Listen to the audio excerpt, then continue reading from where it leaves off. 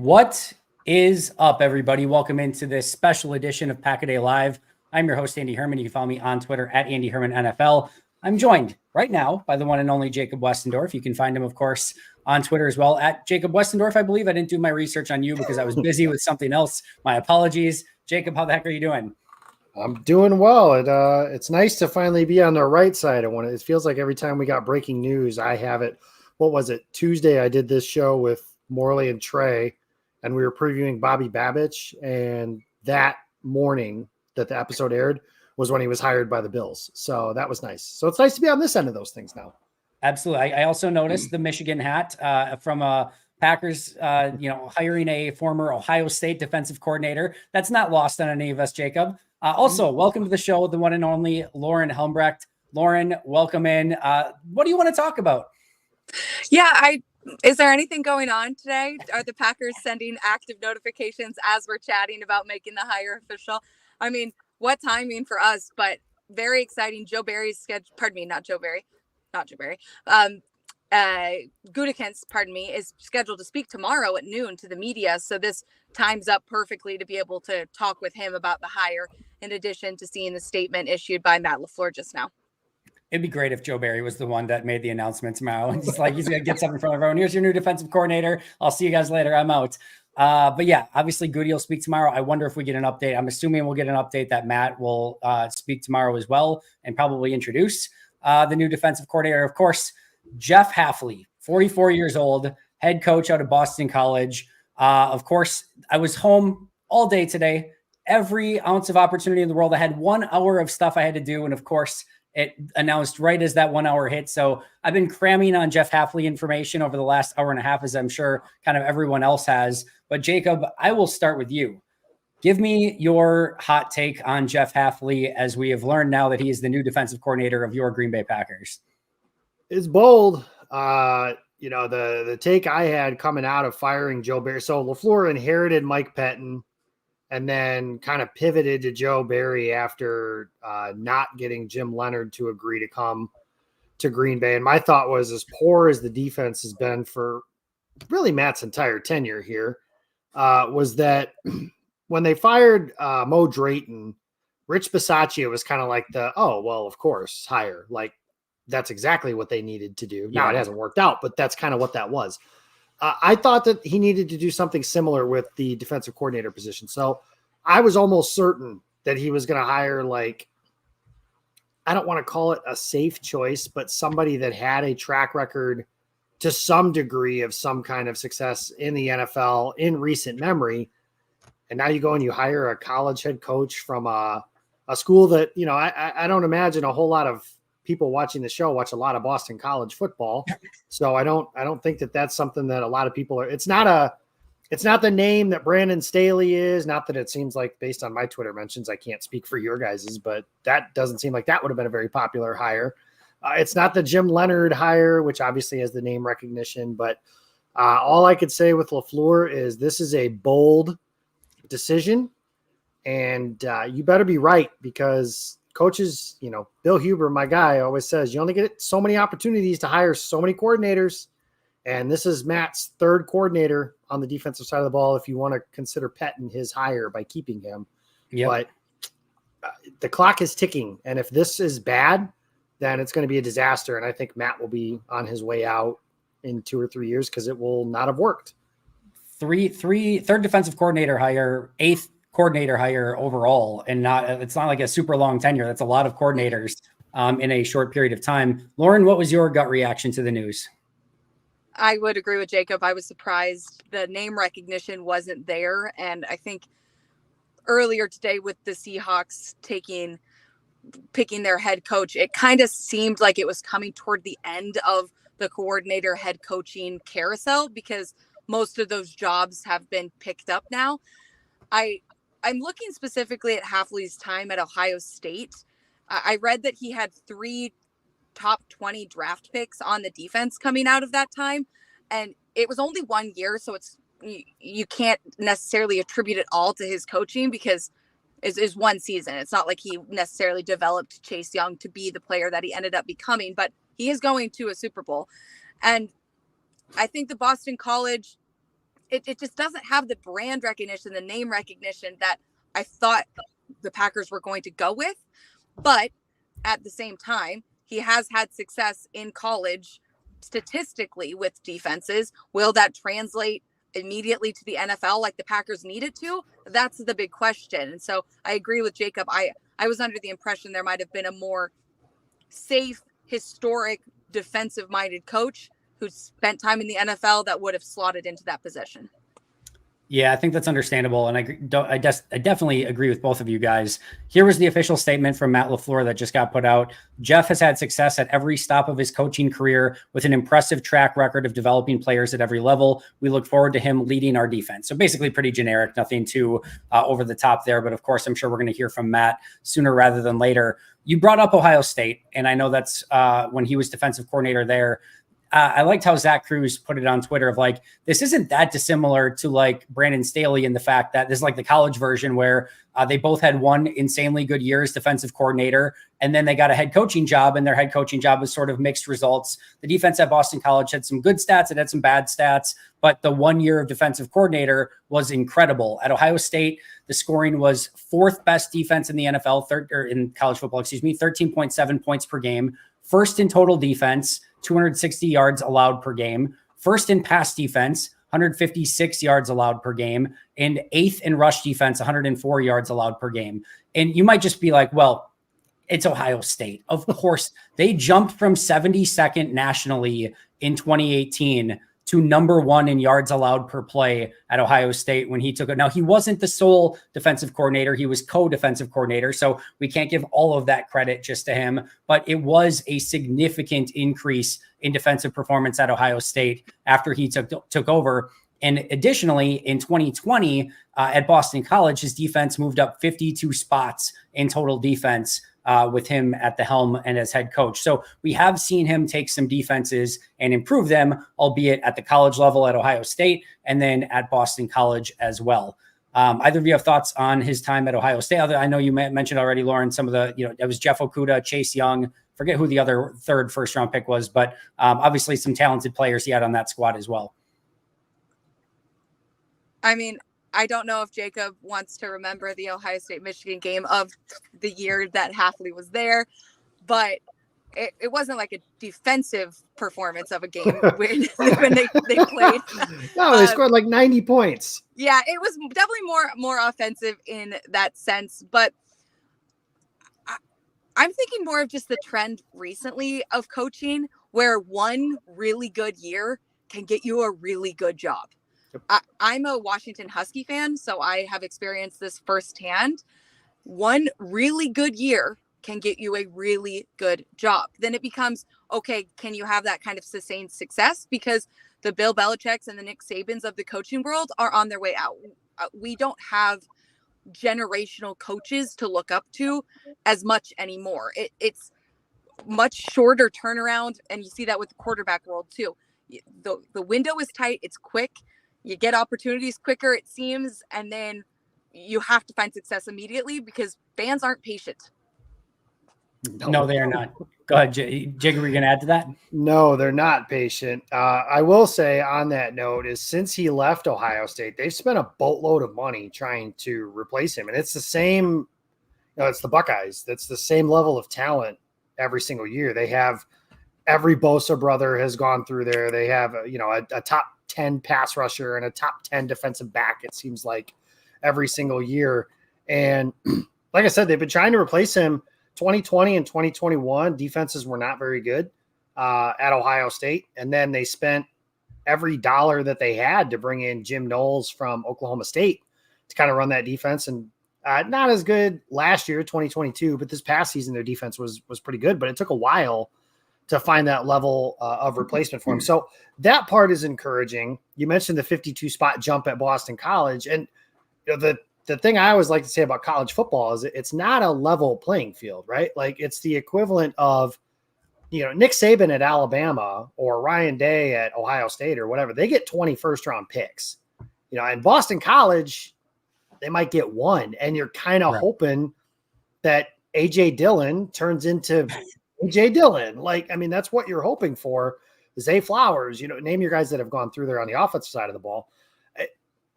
that's what you're hoping for when you get that side of things there. So that jump is encouraging because, I mean, Green Bay's defense, this isn't news to anybody watching this. They fired their defensive coordinator. So that's because they didn't think that they met the expectations based on the talent level that they have and that I believe that they have on that side of the ball. So that kind of jump is what I think you are hoping for if you're Matt LaFleur. And I think Matt LaFleur understands, and this is partially why Barry was let go, was that Super Bowl window is open now. You know, you can kind of understand. I think, Andy, you said as much. It made sense, or you can make the argument that it made sense to give Barry a shot to keep his job beyond 2023 based on what happened in 2022, because it's kind of a grace period type of season, unless they go like 3-14 and the bottom completely falls out, which it didn't happen. So you put all that together, you give him that shot, but then you get to the playoffs, which you kind of weren't expecting to do. You beat the Cowboys on the road, which the Cowboys were expected to be in the NFC title game. And you got the team that won the conference on the ropes. And I don't know how you guys feel about this, but I feel like Green Bay outplayed them from start to almost finish in that game. And I mean, I feel like they should have won that game. So you do all that stuff now. That window's open with this offense. You make that jump on the defensive side of the ball. I mean, everybody's made that comment before that the one time the Packers had a top tier defense in the Aaron Rodgers era, they won a Super Bowl. Jordan Love is not 2010 Aaron Rodgers as of yet, 2011, 20, all the way down the line, but he looks the part, and this offense looks the part. And with LaFleur having figured some stuff out, and these guys now next year being like the equivalent of 2020 in terms of everybody has been in this offense now together for a year, that's where the jump on defense then comes in. And if they can get to above average, you know, like 12 and above instead of what they finished this year, 26th or something. It's not good. I know the number is in the bottom third of the league. So you get that jump. I mean, I see no reason why this team can't play on Super Bowl Sunday next year. And I know I'm saying that in February, so that's kind of ridiculous to say that at this point, but those are the expectations now. And that's what they did this year. So that's what you're hoping for. And that's, again, it's a bold move. And hiring Matt LaFleur was a bold move. So this is like I think Peter Bukowski was saying, like, this has the go find me your Sean McVay vibes to it. We'll just see if Hafley is Sean McVay or if he's, you know, another dud. Yeah, I'm so interested to see, obviously his press conference and how he comes out. I had the opportunity to listen to an hour-long interview with him. There's a lot of interesting things that he said. I want to go over some of his background in just a moment. Before I get there, we've got almost 1,500 people watching. I know you guys have already loaded up with super chats. I promise you guys I will get there. I don't know. I told Jacob and Lauren originally when we scheduled this that we were going to go 45 minutes. This is going to go a lot longer than 45 minutes. Lauren and Jacob, anytime you need to hop off, you are more than welcome to do so once we get to that point or whenever you need to. But I promise everyone I will get to every super chat and I'll stay here as long as it takes. So we'll definitely get to all of that. But just to kind of run through his coaching background really quick, and then I want to go through some scheme stuff and some of the coaches that he worked with. Started off as a running backs coach for WPI. I know everyone loves WPI.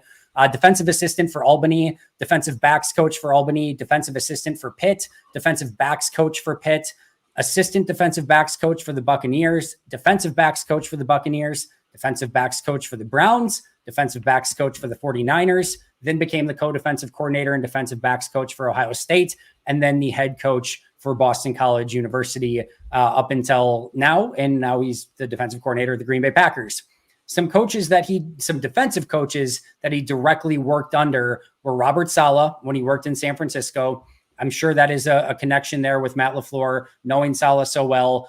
He also worked under Mike Pettin when they worked together in Cleveland, and Pettin was the head coach there. So those are two different styles of defense. He's worked in a 3-4 defense. He's worked in a 4-3 defense. Boston College, most recently a 4-3, as I've said all along. Don't really care if it's 3-4 or 4-3. It doesn't really bother me one way or the other. You're a nickel 80% of the time anyway. So it's mostly much ado about nothing, but he has different systems that he's worked with. In addition, when he was in San Francisco, one of the co-coaches that he worked with was DeMeco Ryans, obviously at Ohio State, not a defensive coach, but worked with one of the great college minds right now in Ryan Day. And then, of course, has worked with Kyle Shanahan as well. So he's worked with some very popular coaches. He's worked with Bobby Slowick in the past. So some of the best of the best coaches he has had the opportunity to work with. When he was defensive backs coach in Cleveland, His assistant defensive backs coach were Aaron Glenn, who is the defensive coordinator in Detroit, and of course is now was getting some head coaching looks. We'll see what happens. We only have one head coaching opening left. And then Bobby Babich, who the Packers interviewed for defensive coordinator and is now the defensive coordinator in Buffalo. In addition, he worked with Mike LaFleur, who you might know as Matt's brother. He also worked with Adam Stenovich, and he worked with Ryan Downard as well. Again, he's worked 4-3 and 3-4. One of the things he talked about in the interview is that he loves working with middle of the field closed coverages and making it disguised. He loves dictating terms to opposing wide receivers. That is a lot of the antithesis of what we have seen from Joe Barry. He enjoys press coverage. He's done a lot of different things with using unique press coverage. It feels like this is going to be a major change to the scheme and the system, which I know a ton of people wanted. And like I said, it looks like he wants to be more aggressive and dictate terms to the opposing offense. So a very different feel to this coordinator than what Joe Barry was. I think that is going to probably feel like a win for most Packer fans in and of itself. But to Jacob, your very opening point, this is still a very bold hire by Matt LaFleur, and he needs to get this one right because as we've talked about over the course of the last couple of weeks, if you don't have a top 10 defense in the NFL, you're not competing for a Super Bowl. I don't care how good your offense is. They need to get this right, and they need to make sure that they put together a top 10 defense in this era if you're trying to open up a Super Bowl window. I'll let anyone take it from there. Yeah, with the investment, I mean, every fan on the internet always says, look at how many first-round picks they've spent on defense. Like, at some point, that investment has to meet the results on the field too, right? Like, they have to get to a point where I'm not saying they got to be the number one defense in the league. I don't think that's a lofty goal necessarily, but I don't think that's where it has to be. Like you said, top 10, I don't think that's too much to ask based on the guys that they have in there, the flashes that we've seen from those guys that they have in there. It's just a matter of unlocking the entire thing. I think one of the better ways I've seen this put in the aftermath of everything is, one of the criticisms will be that LaFleur knows him or he's a friend or something like that. And Marcus Eversole said, like, it's not like where all the evidence of Joe Barry says, don't hire me. There's more to the resume here than this. There's a track record of success, which nothing against Barry, but there just wasn't as a defensive coordinator. And that followed him here. Like, his best defenses were here in Green Bay, and none of them were anything that we would consider good around the rest of the entire league. So I'm interested to see how all of these things kind of work out from here. And then what we're good. You're muted again, but that's okay. Go ahead, Jacob. Yeah, so that's funny, but the car needed to turn on. I'm not ready to leave yet, though, so I'm still here. I turned it back on for you. Yeah, thank you. I appreciate it. That was really it. I mean, just trying to see how it is that they kind of put everything together now. It's encouraging, at least from a standpoint of there's a track record of some success and that he's had a diverse background. Because, like you said, I think it's more about the coach than it is the scheme. So he's coached with Pettin, and he's coached with Saleh, and he's coached with some other, like, it's all kind of different stuff to kind of put together for this puzzle. So I'm curious to see what he puts together once he gets in the room, and how do you identify, your core players? And I think the best defenses are the ones that build around the strengths of who their best players are. So what does he do with Jair Alexander and Rashawn Gary and Kenny Clark and Quay Walker? To me, is, I think, one of the biggest pieces to try and put together and unlock that potential. We've seen just how much a linebacker like that can change a defense when you look at like San Francisco or some of these teams that have really good defenses.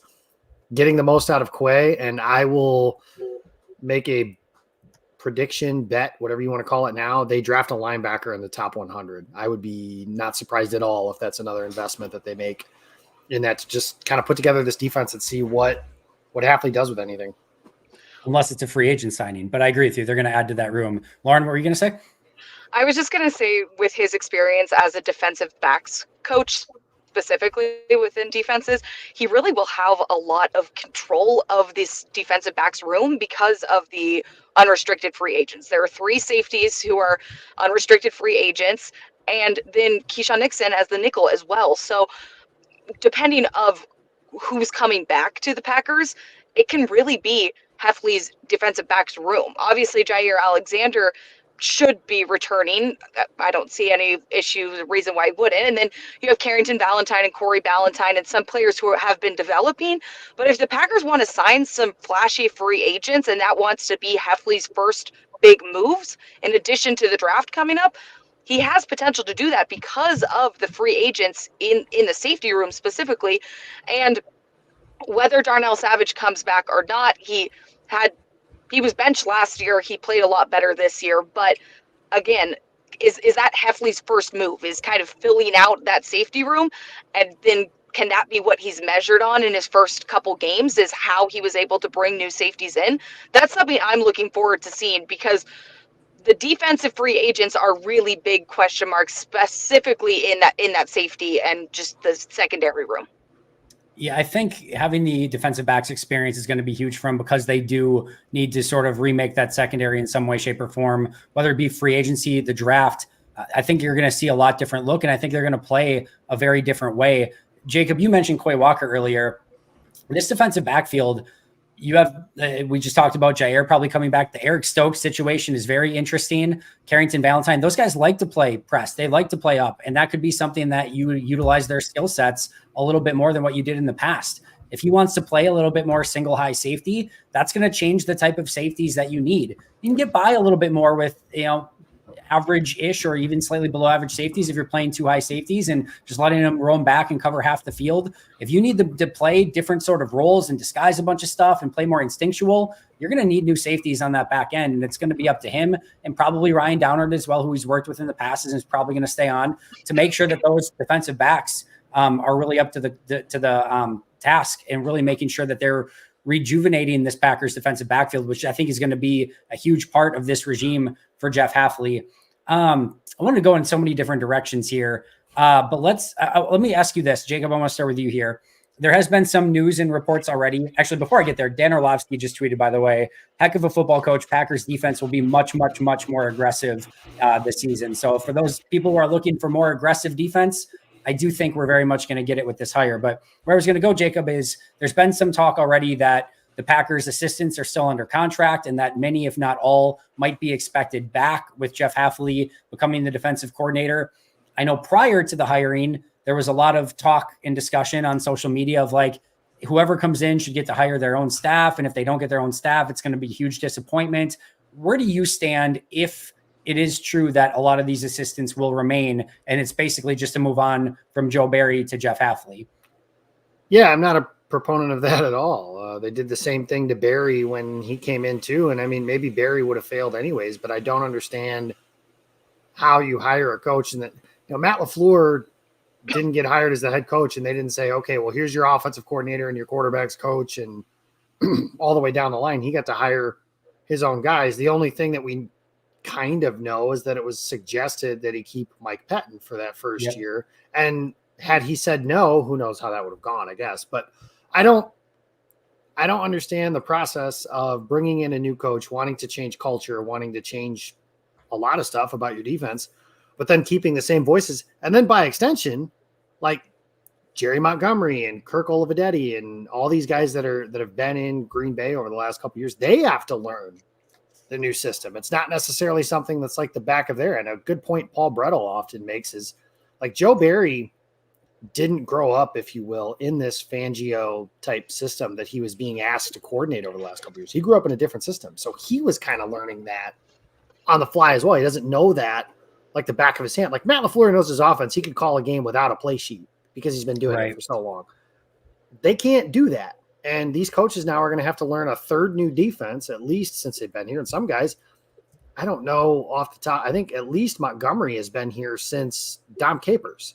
So, I mean, that's the fourth different coordinator that he has had to learn from, just from those guys there. So if you fire the coach, I think all of his assistants go with him. And I can't picture there being an assistant that's important enough to justify like, well, we don't want to fire the coach to keep him, and we have to keep this assistant around. Like Christian Parker was an example of somebody like that they wanted to keep but couldn't. And it's like, yeah, that stinks. He might be a defensive coordinator one day, but like time marches on. That's just how it is. So that's not off to a good start, in my opinion, if that's the way that they're going to approach things, because that's exactly what they did last time, and this last hire didn't work either.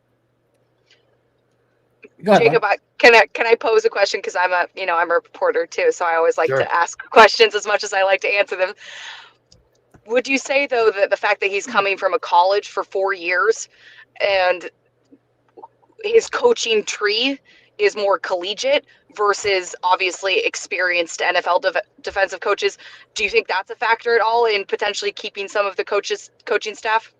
Yeah, I'm sure that's part of it too. And I know the Packers are a loyal franchise by their nature anyways. And maybe they asked him like, hey, do you want these coaches? We weren't in the interview, so I guess we don't know. But I think that's a fair question too. Because like you said, he hasn't been in the NFL. What his most recent NFL job was 2018. 2018. So, I mean, that's an eternity ago in NFL terms, and not that long. It doesn't feel like it was that long ago, but it certainly was. And that's I think that's definitely something that probably came into play there too. I think for me, a major transition like this has to be collaborative. And I think especially Montgomery, who's been here for many years, he does so much more than just the position coaching that he has. He brings the Packers way that Green Bay cares so much about within him to any position that he's doing. And with a new coach coming out of college, I think keeping some of the Packers coaching staff with the NFL experience was probably something that they wanted to do, that they wanted, people who had been in an NFL system recently to stay. And that's not to say that Hafley couldn't have brought on many NFL experienced coaches, but I just don't know what his potential coaching tree could look like. And I wouldn't be surprised if that was part of the interview is, hey, would you be willing to keep some of these coaches that we want to have here? And maybe that was one of the factors in his candidacy, was being open to collaborating on the coaching staff versus coming in and saying, hey, I'm coming from another NFL program. I'm bringing these 7 guys with me. It's me and all 7 of them, or not me at all. I probably fall somewhere in the middle in the fact that I do think it's important if you're going to give this new defensive coordinator autonomy over the defense, which we know they're going to. Rich has got the special teams, Matt's got the offense and is leading the team. This defensive coordinator is expected to come in and run the defense and not have to have Matt LaFleur get involved specifically in the defense. So if you're making him CEO of the defense, he should be CEO of the defense. He should get to say as to who the defensive coaches are. Now, I also don't necessarily think that when you fire Joe Barry, you just fire the rest of the staff immediately, because you don't want to necessarily fire Ryan Downard and then the new guy gets in. He's like, oh, I worked with Ryan. That guy's great. I would love him as the safeties coach or whatever. So like there could be a natural synergy with a lot of the guys there. That's like, oh yes, Ryan Downard makes a ton of sense to stay as safeties coach. And, maybe whomever, it doesn't matter who it is, but maybe there are 2 or 3 of those coaches that are like, yes, I've worked with them before. I know somebody has worked with them. I would love to work with them again. And it makes a ton of sense for them to be in that spot. But I also think if it is a situation where you need very specific, skill sets to run this defense, whatever he's going to run, and maybe a Jerry Montgomery or Kirk Olivadetti or whoever it might be doesn't have that, I think it's important that he be allowed to go get that guy. I don't think it's the end of the world. I don't think it's like earth shattering if they end up having to keep a few guys for a season. My only hope is that this isn't based on money. And what I mean by that, my hope is that they're not keeping the guys because it sounds like they're already under contract to have to release them, pay them, and then get new guys as well. And it's a way of sort of cheaping out in the interim. If they really feel like, hey, this is the best for both worlds, where we can, keep some of the coaches that the players are familiar with, and we think that they can make this transition to coaching the way that he wants to coach, then fine, so be it. It's not the be all end all. But I do think that if he's going to be the CEO of the defense, he ultimately should have that decision.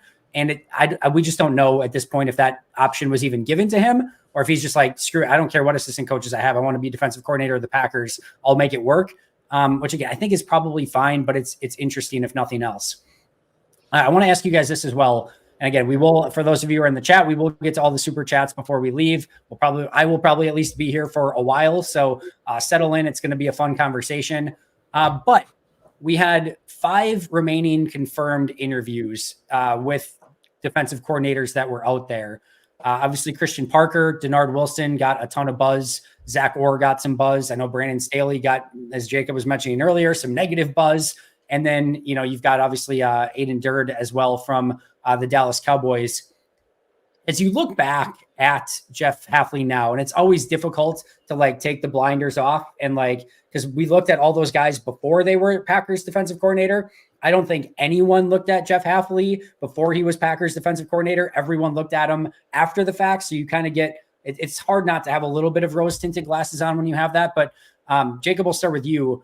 How do you compare him to some of the other candidates, even whether they interviewed them or not? You could compare them to a Wink Martindale, a Jim Leonard, any of the guys they interviewed. Like, how does he stack up in your opinion? Yeah, my hope and goal for this defensive coordinator change was a culture change above all else. One of the points I made earlier in the week was, and Andy, how many times were we sitting in next to each other and just kind of laughing about like other teams just walking right down the field with little to no resistance, and it almost felt inevitable that they were going to score. It's just a matter of, were they going to hold them to 3, or were they going to make a mistake, or was it going to be a touchdown off of something? And like, I just feel like that was prevalent under Barry, and that was prevalent under Pettin as well. I can remember the Rams' first touchdown drive in the 2020 divisional round game where Green Bay is up, like, I think it's 14-3 at that point.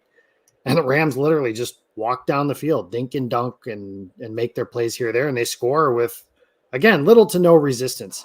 Between that and the insubordination of Jair Alexander, I think that is something that appears to be a thing of the past, but still something worth monitoring. Like, would that have happened if somebody else was the defensive coordinator? I don't know if Alexander's problems lie necessarily right with the coordinator, but that's his direct supervisor, if that makes sense.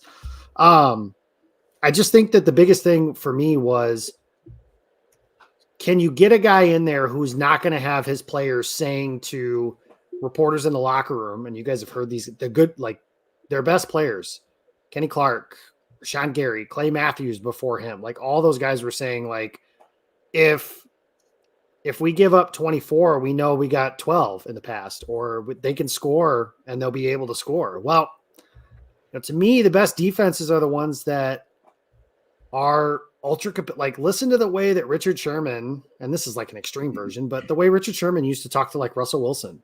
Like, there are stories that talk about him intercepting Russell Wilson in practice and yelling back at him, "You effing suck."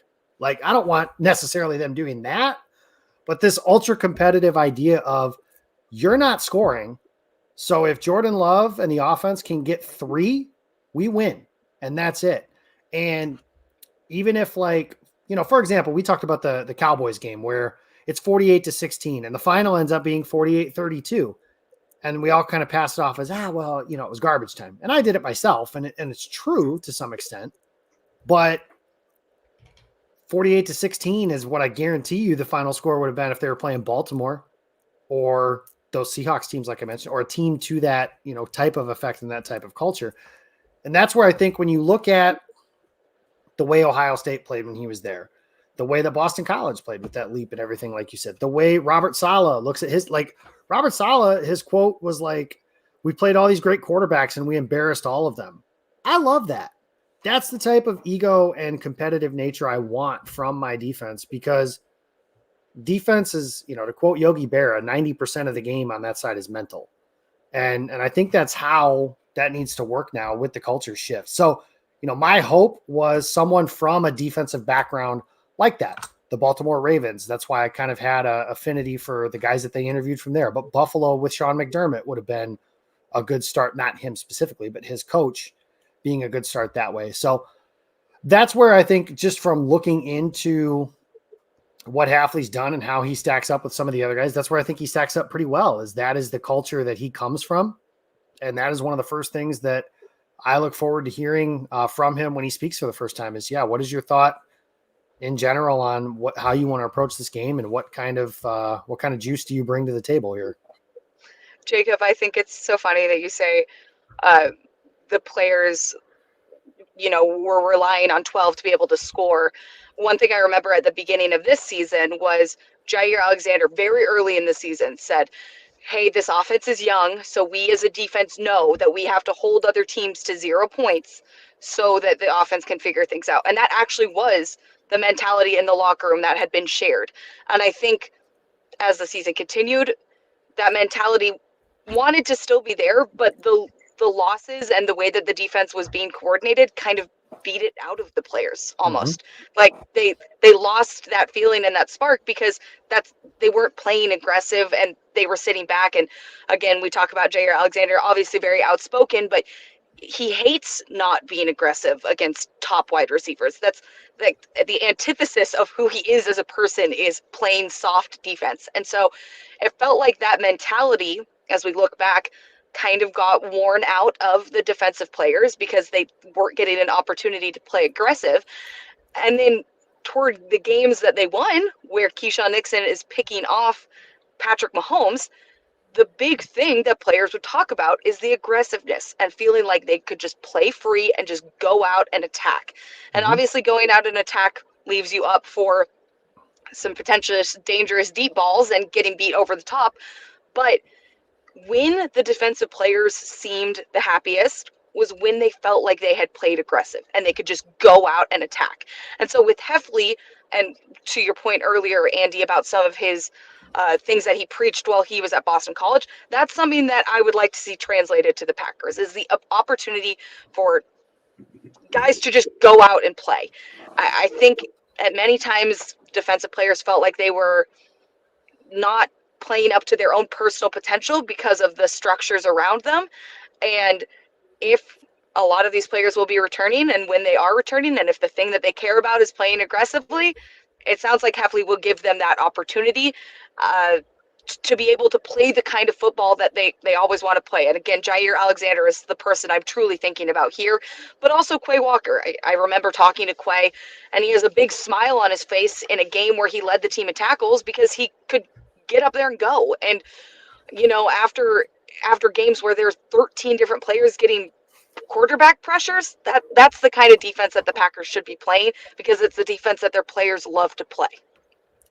Play on your terms is what I want to see from the defense, right? Like, losing because you're hoping that the other team is going to screw up on their way down the field is a half-life. It is, because eventually the other team might not screw up. You're going to face a team probably in the playoffs that's really good on offense, and they're just not going to make those mistakes. Or they make the mistakes and they throw an interception right to Darnell Savage, and he doesn't intercept said pass. Like, that's not the way to win in the NFL, in my opinion. And I understand the philosophy on it. I really do. There's layers to it, and you want to make it so that they have to do everything almost perfectly to go 12, 15 plays, 80 yards to score a touchdown. I totally get it. I understand it, but there's a cost in that. And the cost is that your defensive players feel neutered because they can't play the way that they want to play. Your offense is having the ball less because those drives are taking up 7, 8, 9 minutes of game time where Jordan Love and the offense are sitting out on the field. And there's going to be games where that team goes on a 7, 8, 9 minute scoring drive. Maybe you hold them to a field goal, but what happens? The offense goes out, they're cold, they go 3 and out. And now what happens? You've got a defense that was just on the field for 7, 8, 9 minutes. They're tired. And what happens? That offense now goes right through them and scores a touchdown. And now just everything sort of snowballs from there. So, for any people who are like maybe not quite sure of the higher, for anyone that was preaching that they wanted a different philosophical approach, a more aggressive approach, a little bit more man coverage, I think we're going to see a lot of that from Hafley. And the proof will be what it ends up being. We'll get a look at it in preseason, regular season eventually, and we'll see how he calls plays and what the difference is. But I do think that we are going to see a massively different approach from this team. I don't know if Lauren's car turned off again, but no, we're still here. I appreciate you guys dealing with me. I had a normal day, and then I got breaking news, and I'm a sports reporter, so that means I'm in a car in between things. So I'm doing my best, but yes, I'm still here. I got about 10 more minutes for you. You're the best. No worries. I appreciate you taking the time, very much so. But I do think we are going to see a very different philosophy. I do want to get to a couple of these super chats, and normally I would start top to bottom, but there was one in here I wanted to pick at right away. Where did it go though? Oh, it's actually the very last one. All right. So Eddie says, and because this is a topic that I wanted to discuss as well. The Boston Herald article earlier this week said Hafley will be coaching for his job in 2024. All right. So that was one of the things I wanted to bring up is, are you surprised? And I will, spoiler alert, I am not, but I know there's some concern or angst of like, well, he was not a great, maybe college football coach. I think he did some good things at Boston College, but he went from being the guy, head coach at Boston College, maybe a little bit of pressure in 2024, to now becoming a defensive coordinator in Green Bay.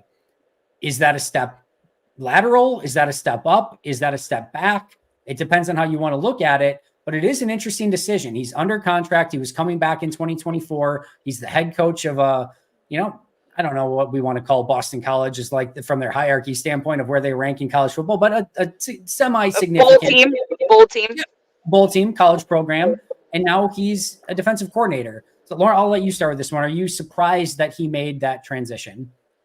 Well, to the Boston Herald article, having a head coaching job in college versus being a defensive coordinator are just totally two different things. When you're the head coach, everything falls on you. All the decisions, all the coaching changes, personnel, recruiting for college in the world of NIL. How are you getting people to come to Boston College in the changing landscape of ACC? Those are so different than the NFL that I think you have to undeniably say that moving to the NFL is a step up, almost no matter what. Very rarely are NFL head coaches moving down to a college coordinator job. That's not a thing that happens necessarily by choice.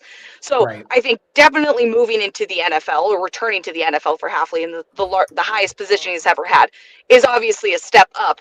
But the responsibilities of a head coach versus in college specifically versus the responsibilities of a coordinator in the NFL are just totally different things. And so to be coaching for your job in a changing ACC market where Boston College isn't necessarily premier destination in a conference that is adding schools from the Pac-12 as it dissolves and so many different responsibilities on his plate. If he wasn't the best at that, I don't think that matters when you get to the NFL. You got professional guys. You're not dealing with NIL. You're not dealing with the brand. I mean, the brand of the Packers pretty much sells itself no matter what. I see the G, you're rocking it, you got to rock it always, but the brand of the Packers sells itself. That's not his job to try to convince people to come to a school anymore. His job is to take the players he has, get some good free agents, and change a system that struggled. If that's what he's focusing on, it's just different than being a head coach in a college. Jacob? Yeah, Pete Thamel in the initial report too also said, like, one of the quotes was he just wants to coach football again in a league that's all about football. College coaching, to Lauren's point, has become fundraising, NIL, and recruiting your own team and transfers. So there's no time to coach football anymore. And that, just poking around and reading as much stuff as I do about both sides of the game, is that's where like some of the coaches, like Nick Saban, even like, not the entire reason he's 70 years old. There's certainly some of that at play too, but Nick Saban doesn't want to deal with all the headaches that come with being a college football coach these days. And not only that, like Lauren said, everything that happens at your program falls on you. So if your low-level assistant coach illegally recruits a player or something like that, you can be fired for that. That is the for cause thing that some of the NCAA stuff is going through. Unfortunately, I'm more versed in some of that stuff than I would really like to be with the way the season has gone, but that's just the nature. That's just the nature of how that went. Like I don't think it's a step down. And I think you'll see more of I don't know if it's going to be like a trend, like a lot of coaches do that, but not only that, college football fans are insane. And I think there's a lack of understanding in some circles of just like who you are, what you are, or what that program is, like I'm trying to think of a good example. Like Nebraska, for example, hasn't been nationally relevant since the 90s and early 2000s. And like, if Matt Rule doesn't win 10 games this year, there's going to be Husker fans that are talking about buying out his contract. Texas had that thing a few years ago where like, I think it was Charlie Strong, one season, he went 7-5 or something like that. It was his first year and they wanted him fired. Like, that's just how coaching in college goes. Like, if you don't Ryan Day has lost like 5 games total, and that whole fan base wants him fired. 5 games in like 7 years or something ridiculous like that. They want him fired. You lose 5 games in 7 years in the NFL, they build you a statue. Like, it's just a completely different landscape and 2 totally different jobs. And like you said, once upon a time, and I get it, the world has changed. I'm not trying to sound like the angry man yelling at a cloud or anything like that. But once upon a time, you recruited your player and you knew he was there for 3 or 4 years. Now, what's that? The kid from Alabama, Downs, the safety. Quinn Ewers, another good example. Quinn Ewers went to Ohio State knowing he was going to take $2 million in NIL money, and everybody in the world knew he was transferring to Texas after one season. He just got a better money deal, played the system. Good for him. But I imagine that would be a giant pain in the butt to have to not only recruit players to come to your team, but recruit players to stay on your team. The interview that I watched was obviously he was still the head coach of Boston College before any of this happened, clearly. And he was talking about how college football has changed. Jacob, I wholeheartedly believe this will be a trend. I think you are going to start seeing more and more and more college coaches try to migrate to the NFL because of how much it's changed. The transfer portal has changed everything. You know, you're at Boston College and you get a Zay Flowers or you get an AJ Dillon and you actually hit strike gold and you develop that player. After one good season, every other team is calling to say, hey, now come to Alabama, now come to USC. Jordan Addison won the Bolitnikoff Award. The best award you can win as a receiver at Pitt was at USC the next year. That's going to happen more and more. You got to go. Sorry, guys. No, I said fight on. I went to the USC. Oh, there you go. I didn't know that, but okay. Yeah, there you go. Yes. So like all of this is changing in college football. The amount of coaches that are getting poached, like it's just a completely changing dynamic. And I believe that this is going to happen more and more and more and more. And when he went on and on about like what he enjoys, he's like, man, I miss coaching defense. He's like, I miss coaching defensive backs. Doing some of that stuff is like my favorite thing in the world. And like, he's like, now I'm constantly on the road trying to recruit a player. He's like, I'm trying to figure out all of this, fundraising so that we can have money to spend on these players. And then we develop a player and every team in the world is now trying to take that player away from us. He's like, I don't even get to coach football anymore. This is a football coach that wants to coach football and not have to babysit a million different, things that he has to babysit in college football. I think he's going to be relieved. I think he's going to be ultra focused. I think he's going to be super motivated in this job. And I think this job fits him very, very well. Unfortunately, it's probably just time to end the chat. Per Adam, it's a garbage hire. It's a garbage hire. So I guess pack it up, everyone. All 1,870 people that are listening. It is officially a garbage hire, and that's it. Packers are screwed. So appreciate that, Adam. I don't know what to do with that. All right. Donald Jackson, thank you so much for becoming a new YouTube member. If you have yet to check out Pack a Day Podcast YouTube memberships, what better time? Packers have a new defensive coordinator. It's almost free agency and the draft. Ross Uglum's doing a daily draft episode every single freaking day. It's a great time to become a member, so make sure to do that. All right, Jacob, you talked a little bit about this earlier. Another buddy hire. Matt LaFleur and him do have some sort of friendship, it seems like. Worked with Mike LaFleur, worked with Adam Stenovich, Ryan Downard. Is this just a buddy hire, or is this based on merit, I'm just going to say, spoiler alert, it's based on merit? Matt LaFleur gets hired and fired based on the decisions he makes. Like, yes, he knows him. And yes, that probably helps a very small amount. But like Robert Saleh and Matt LaFleur are friends. Would anybody in this chat be complaining if he hired Robert Saleh to be the defensive coordinator? Probably not. Maybe somebody that just wants to be mad all the time because Twitter's never happy unless it's got something to complain about. But it's based on merit. We talked about the jump at Ohio State. We talked about what he did at Boston College, which again, I just want to reiterate, that is like Ohio State is one of the 3 best programs in the country. And I want to puke by saying that, but it's true. Boston College is not that. What'd you guys say? They're a bowl team? Like, objectively a good thing, but there's levels here, right? Yeah. And their ability to make those leaps about these teams, and I don't have a list in front of me or anything like that, but I'm sure there are guys that they had that were important to their team that went and played elsewhere in 2023 than what they had in 2022. And that is a uneducated guess, but based on the way college football works, just how it is. Like, that is merit alone. Then you add in the work that he did, those defensive backfields with Robert Saleh when he was with him and with Mike Pettin. Those Cleveland defenses competed. They weren't great. They weren't at the top of the league. They weren't like this year's Browns defense, for example, but they were good.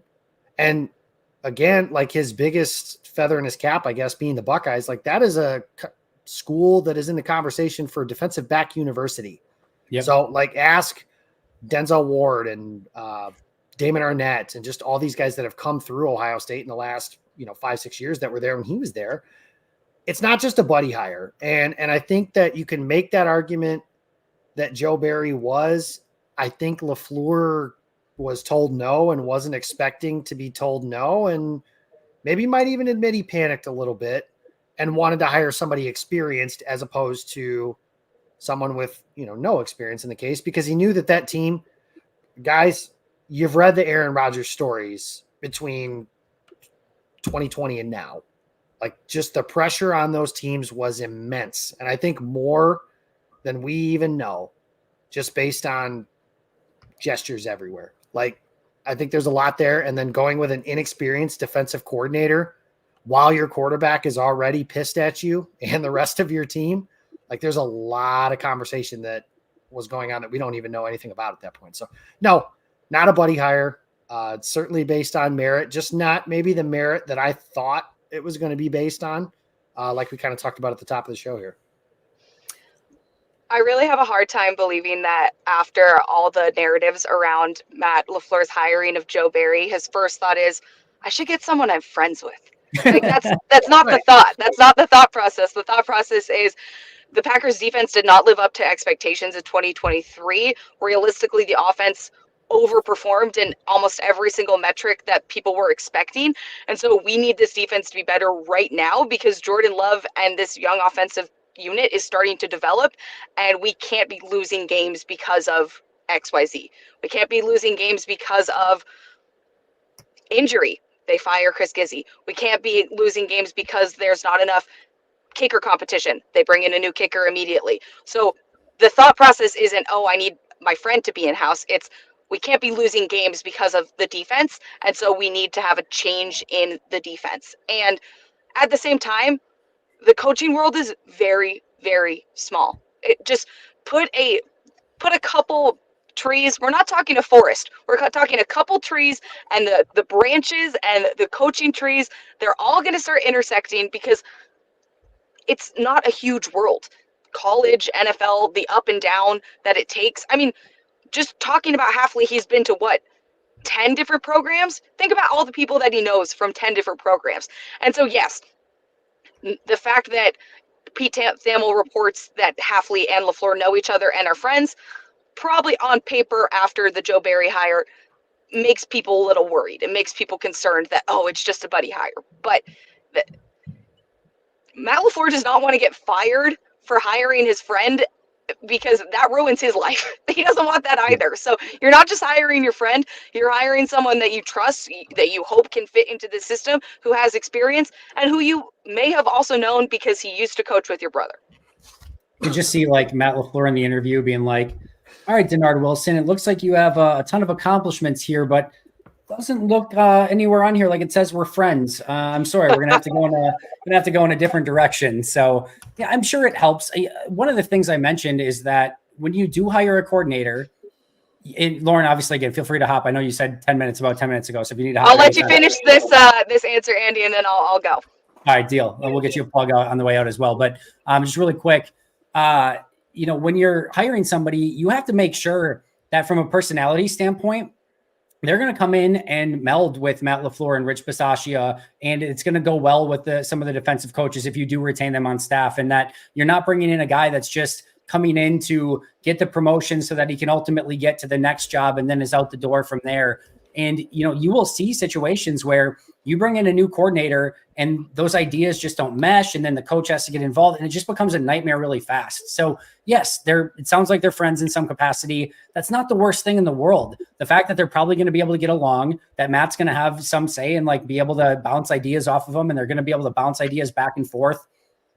That is not the worst thing in the world. And I like that there's a synergy there already, because sometimes just building that synergy can be like the first 3 months of the process of like, oh, how do we get on the same page of like figuring out what we both want? That might be already inherently there and they can just start building a scheme together. Think about this, Andy. Mike Pettin, one of the most famous things from the 2020 NFC title game.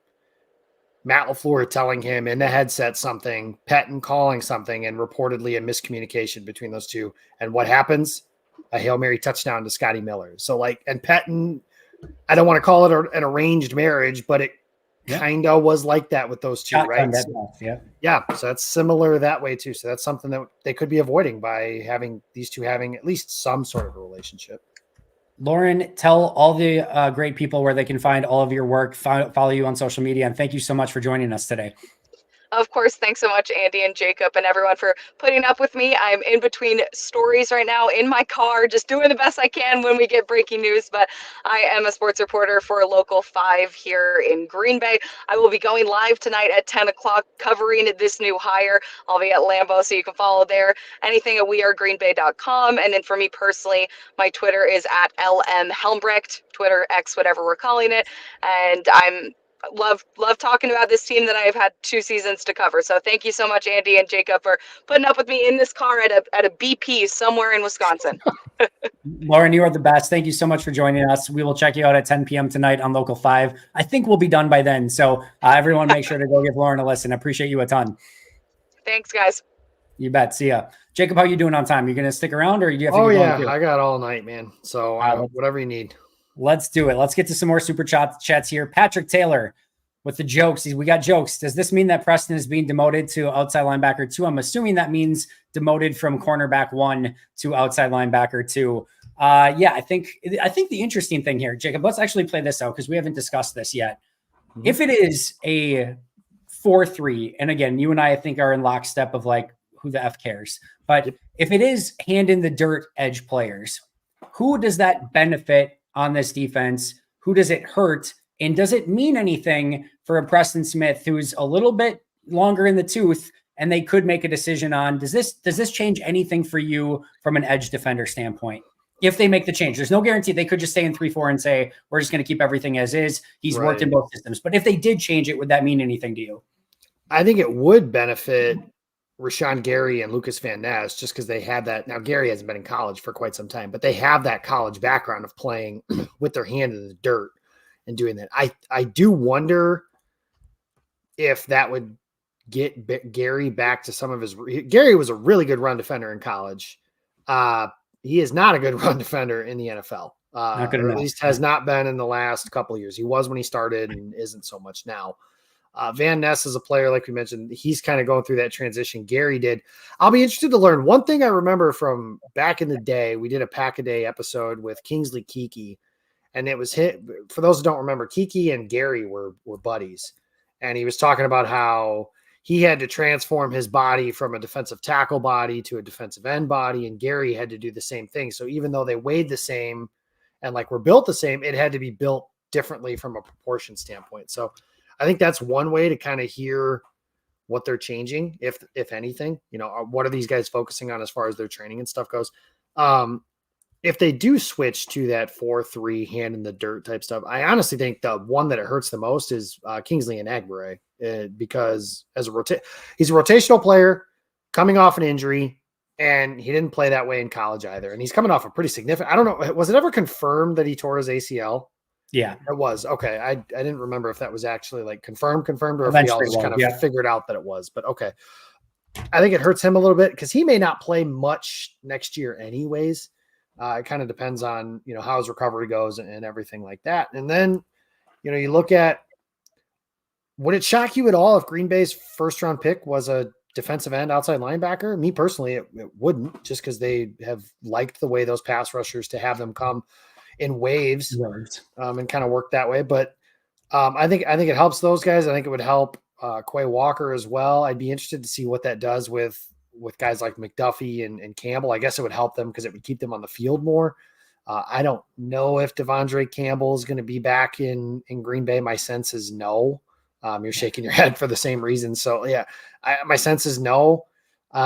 And then, then the question becomes with those guys, what do you make of, how are they going to play these safeties? How are they going to play these corners? What are you going to do with that? Because now, with the 3 off-ball linebackers that they'll be playing, what you'll get more often now is, instead of Preston Smith in coverage and wondering what the hell is going on and how that happened, you'll probably have linebackers, you'll get caught at some point in your base defense against a good team with a slot receiver and kind of work things that way. So, kind of a long-winded way of answering your question that I really think, honestly, the edge rushers they've drafted were all hand in the dirt guys in college anyways. So that's probably an easier transition to go back to that. I do wonder though, because if you look at Gary when he was drafted versus now, he looks like a different human. He's just built completely differently. So again, when we talk about building your defense around your best players, do you figure that out? I mean, that's the way that I would look at it, is maybe he wants to do hand in the dirt type stuff, but Gary's their best pass rusher. So you kind of have to weigh that as well. So I'll be interested to see how they work that with the front, at least as far as what the basics are. Yeah, I think so too. This is a conversation I just saw online. I think Zach Cruz and Aaron Nagler were having this a little bit as well. Dalton says, have no idea who this guy is. This is a traditional Packers hire. Let's see what this guy's got, and throwing the hands up. Do you think in the realm of everything, it doesn't really matter, but like in the court of public opinion, when this stuff first happens, like everyone has their immediate jumps to conclusions. Is this one of those situations where the Packers being specifically like, we're not going to tell people who we're hiring, where like this almost catches people off guard? And Zach Cruz mentioned this of like, I think if everyone knew about who this guy was like 3 days ago or like 5 days ago, and this got leaked that he was interviewing, I don't think this feels as weird. I think, whether or not people would have had Denard Wilson or, Christian Parker or one of those guys higher, maybe, but it does feel like, if some of these things just maybe like they said, hey, we just finished up an interview with Jeff Hafley. And I don't know, maybe some of those things are really, I get, especially when you're hiring a college coach that is a college coach at Boston College. I'm sure Jeff Hafley probably wanted as much secrecy as possible to not leak to his players and not leak to, Boston College and those sort of things. So that might have been done like completely, entirely in secret. So I get that it's not always perfect, but let's just even play it out the other way, where like, I do think if Hafley's name like leaks a handful of days ago, I don't think people are quite as like, and it doesn't seem like that many people are up in arms, but I think people probably have a little bit better understanding of who he is. We all would have done deep dives into who Jeff Hafley was already. And just, I feel like maybe that's what kind of caught people off guard. Is just like, no one saw this coming. Yeah. And like you said, I tend to believe that is more due to Hafley, because like you said, I mean, what if he doesn't get the job? He's got to think, what happens if I don't get the job? Now my whole team thinks I'm leaving. Again, it's Boston College, so it's hard to recruit players to come there anyways, and it's harder probably to recruit them to stay there, especially with the ever-changing dynamics of that, all that stuff. We don't need to rehash that. But I think you're right, because you look into his background and there's enough to get excited. Again, there's a track record of success somewhere. You don't have to buy into the success. You can have questions about like, well, yeah, stopping offenses in the Big Ten and the ACC is a little different than having to slow down Patrick Mahomes and the Detroit Lions and all these really good offenses that are in the NFL. Those are fair questions. But again, there's a track record of success. And as far as the court of public opinion goes, I think they can cling to that pretty easily, as opposed to Joe Barry is hired, and the first tweet I can remember is Ross Uglum quote tweeting it and saying, "Oh," with a lot of H's, and then "no" with a lot of O's. And then everybody kind of figured out, oh, this was the defensive coordinator for the 0-16 Detroit Lions. And Rob Parker once asked the head coach if he wished his daughter would have married a better defensive coordinator, and just all the weird stuff that surrounded Barry's tenure as defensive coordinators. And I honestly don't know if there's anything Barry could have done in the Twitterverse to shake that, other than like just put together 3 straight top 10 defenses and 2 Super Bowl appearances or something like that. But even then, once the first impressions are tough to break, especially for coordinators who, I'm kind of a cynic. Somebody asked me, who do you want to be the defensive coordinator? And I was like, well, they're all just going to end up hating him anyways. So, what's it? Dom Capers, everybody loved him until they didn't. And then everybody loved Mike Pettin when they hired him, and then fire Pettin was a thing. And I don't think anybody loved Joe Barry when he got hired, but still they ended up hating him probably even more than what they would have. So put that all together. There's a track record of success. I think that's what'll end up being spun.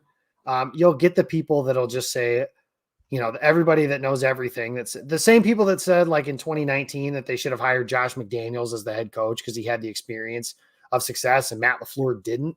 This feels not the same, but a similar kind of ilk, that there were other experienced people that were more quote unquote favored. But in this case, a little bit different, I guess, because he's the coordinator. But that's the way I kind of look at it from that standpoint. In my extremely scientific poll that reads Jeff Hafley, yes or no, with 6,433 votes reported. Wow. 81% said yes, 19% said no. So we've got an 81% approval rating on Jeff Hafley on 6,433 votes on a poll that I posted just a couple hours ago. So that's where we're at right now with the Jeff Hafley approval rating, I guess. Doesn't seem like it's like that, like bashed and hated or anything. It's just it's an interesting hire that kind of like a Randy Orton RKO came out of completely nowhere. One of the things, and I think this was actually one of the next chats I wanted to get to here.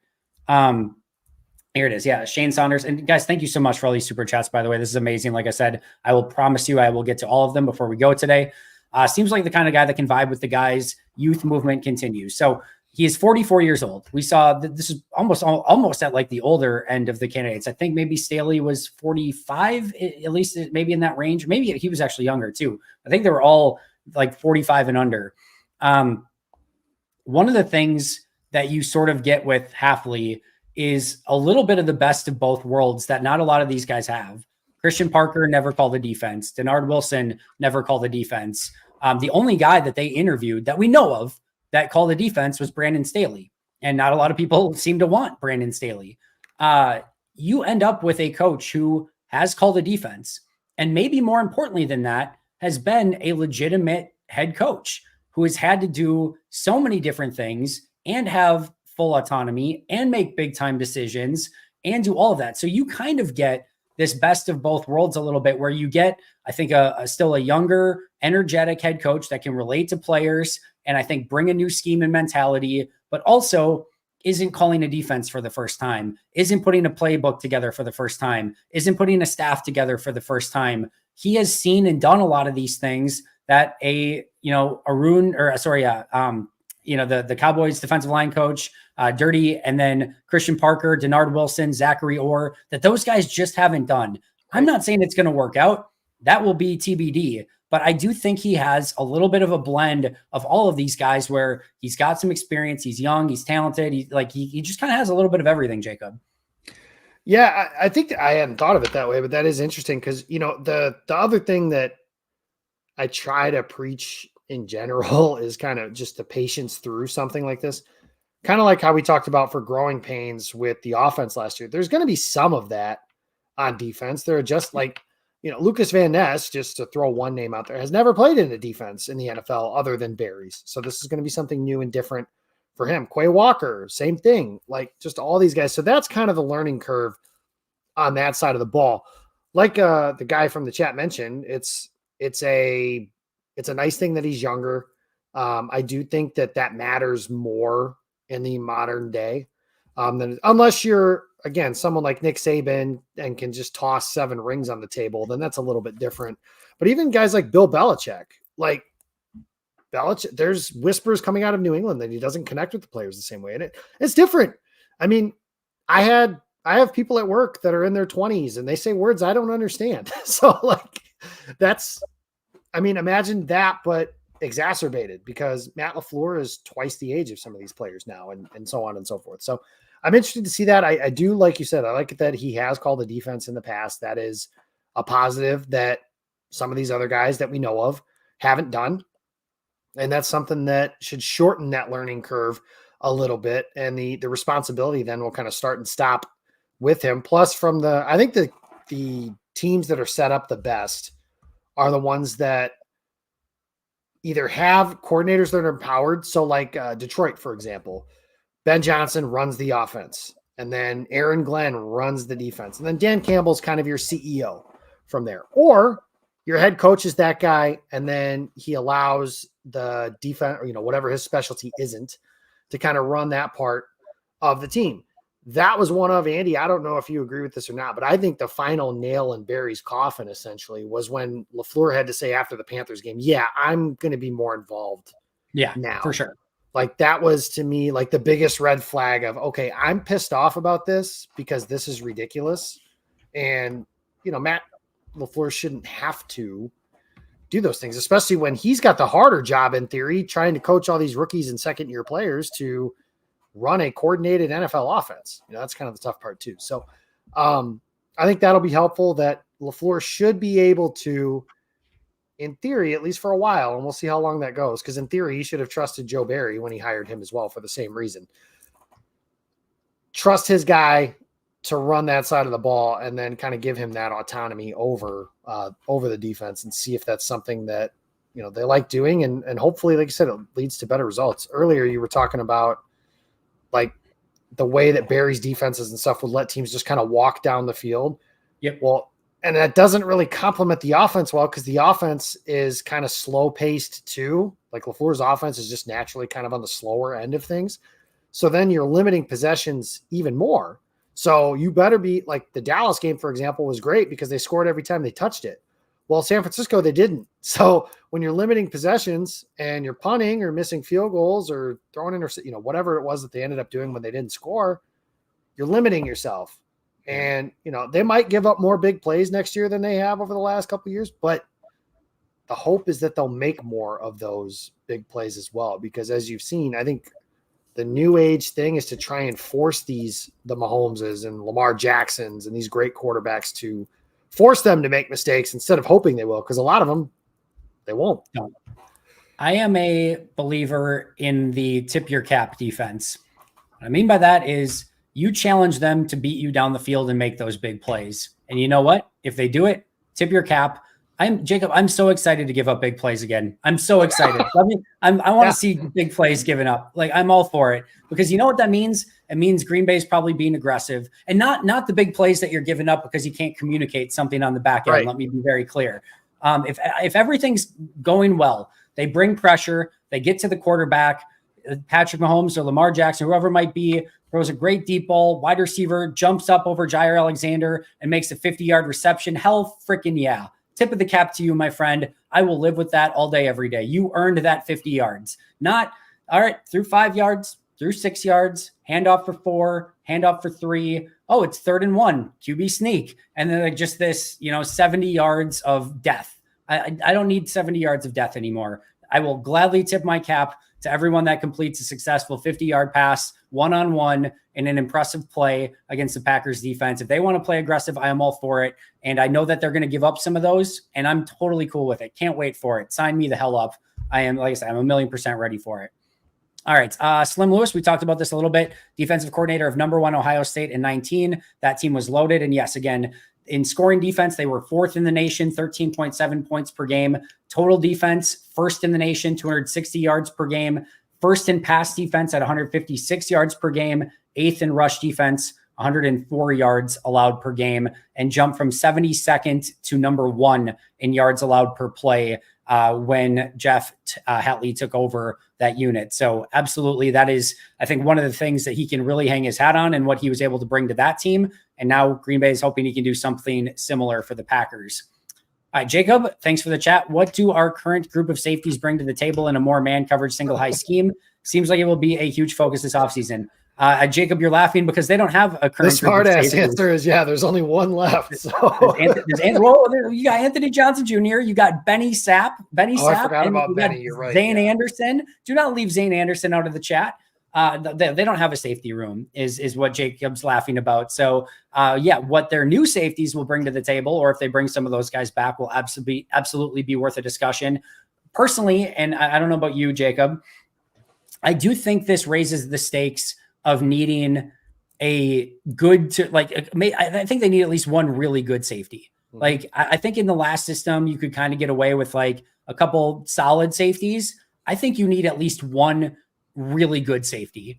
And I'm not saying it needs to be an Antoine Winfield Jr. I'm not saying they necessarily have to go out and sign a Xavier McKinney. I'm not saying they necessarily have to spend a 1st-round pick on a safety, but I think they need to find, by hook or by crook, one really good safety to help run this defense.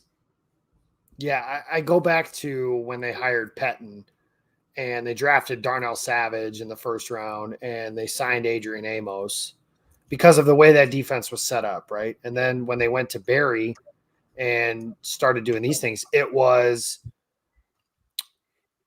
I don't want to say they stopped caring, but it just didn't matter as much. Like they've had chances to draft guys like Daxton Hill and other players to be like that third safety that we thought they cared quite a bit about. And they didn't or haven't, or because like it's not easy to play safety in the NFL no matter what scheme it is, but it is easier to play cover 2 shell safety than it is to kind of do some of the mix and match stuff that I think they're going to be able or have to do here in the next, couple years under Hafley here.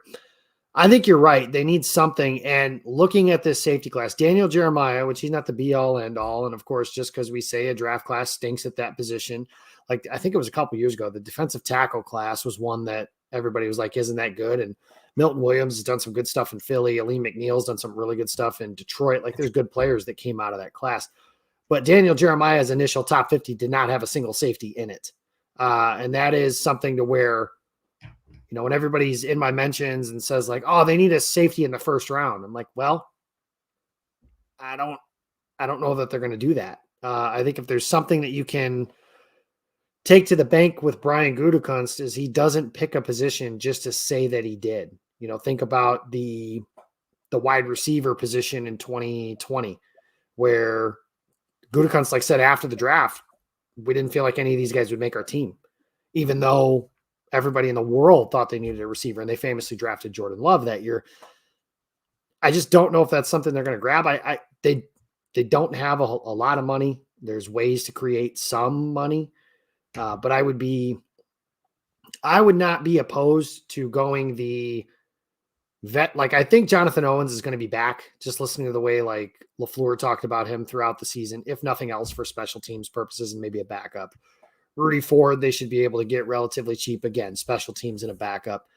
I told you, I think Andy, it was before the Bucs game. I think Darnell Savage is going to be back in Green Bay. And I know that Matt does it for Jacob today. He does no longer get to, just kidding. That was pretty good. I was like, what the hell just happened? That was good.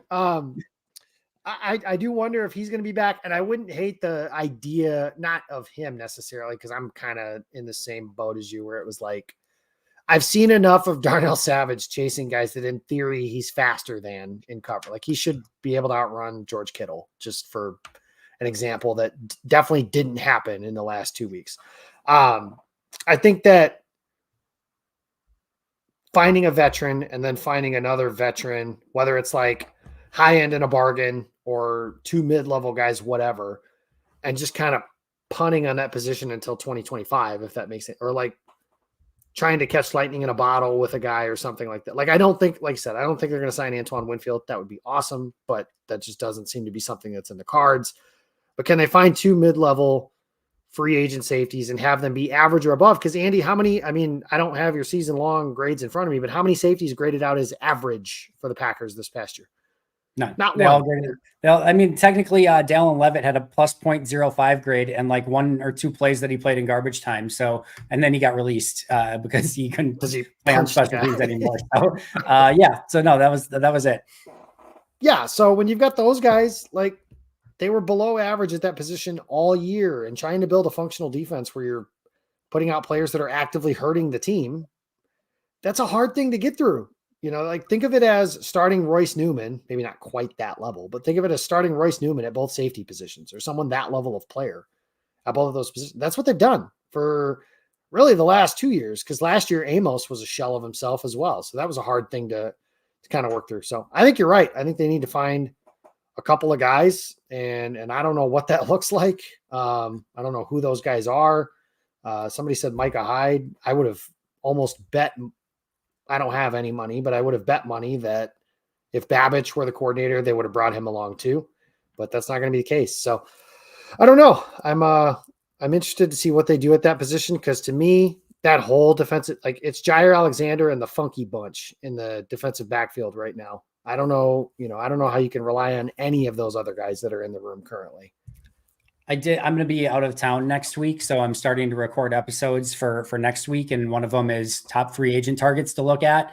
I put 13 free agents together, and 6 of the 13 free agents that I talk about on that list are safeties, and in all different tiers of levels of how much you would pay players. It's actually a pretty solid safety class Spoiler, Micah Hyde is not one of the ones on that list, but a really good group of safeties that I think are really interesting for Green Bay. So next week, look forward to my free agent targets. And again, 6 safeties out of 13 people that I targeted on that list.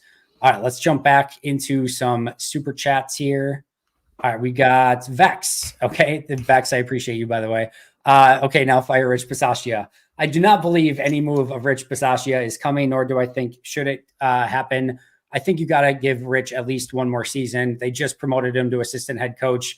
You saw a few signs of things here and there. I thought Daniel Whelan was a pretty good move this past year, and I thought he played well. But it needs to be better in 2024. But I think actually moving on from Bisaccia and going to another special team scheme would actually set it back more than it would set it ahead. I just think you need to see results in 2024, but I do want to see Rich back with another opportunity to see if he can improve in 2024. What are your thoughts, Jacob? Yeah, he has the reputation he has for a reason, right? I think it's fair to say that it's been a disappointing 2 years while he's been here. And not even just because, like, this year it was hard because everybody on his unit is young players, rookies, stuff like, and that might be the case, regardless for every special teams unit. So that makes things a little more difficult. I will say, the biggest issue that I have with Bisaccia over the last 2 years has been the overall stubbornness. The Amari Rodgers thing, he has a very large voice about that. That was a disaster. It was obvious it was a disaster for a very long time. And then I don't need to rehash my thoughts on Anders Carlson, but the point I kept making about him was it would have been forgivable if it weren't so predictable. And I really had a big issue with, I don't know if you were in that availability where he basically said he wasn't answering questions about Anders missing kicks. Like the week before. Yeah. The week before. That is, and this is like coaching staff wide, because like LaFleur did it earlier in the year with Bakhtiari. Like you're up there. That's part of your job, whether you like it or not. Those questions are fair questions. In LaFleur's case, it's one of their best players who played a game and then just disappeared for 3 weeks, and nobody knew why until they knew why.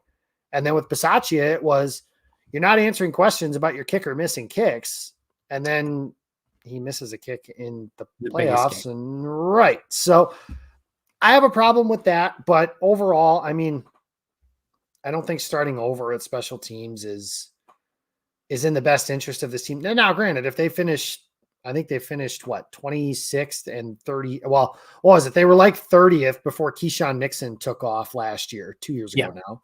And then this past year, they were 30th or 31st in Rick Gosselin's rankings, which is kind of like the Bible for special teams rankings. Another year like that, and we got to start asking essentially what the hell.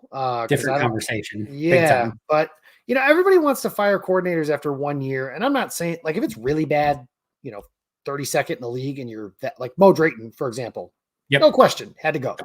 Like, yes, but like Joe Barry, everybody wanted him fired after his first season as defensive coordinator. It's like, well, they were playing better at the end of the year.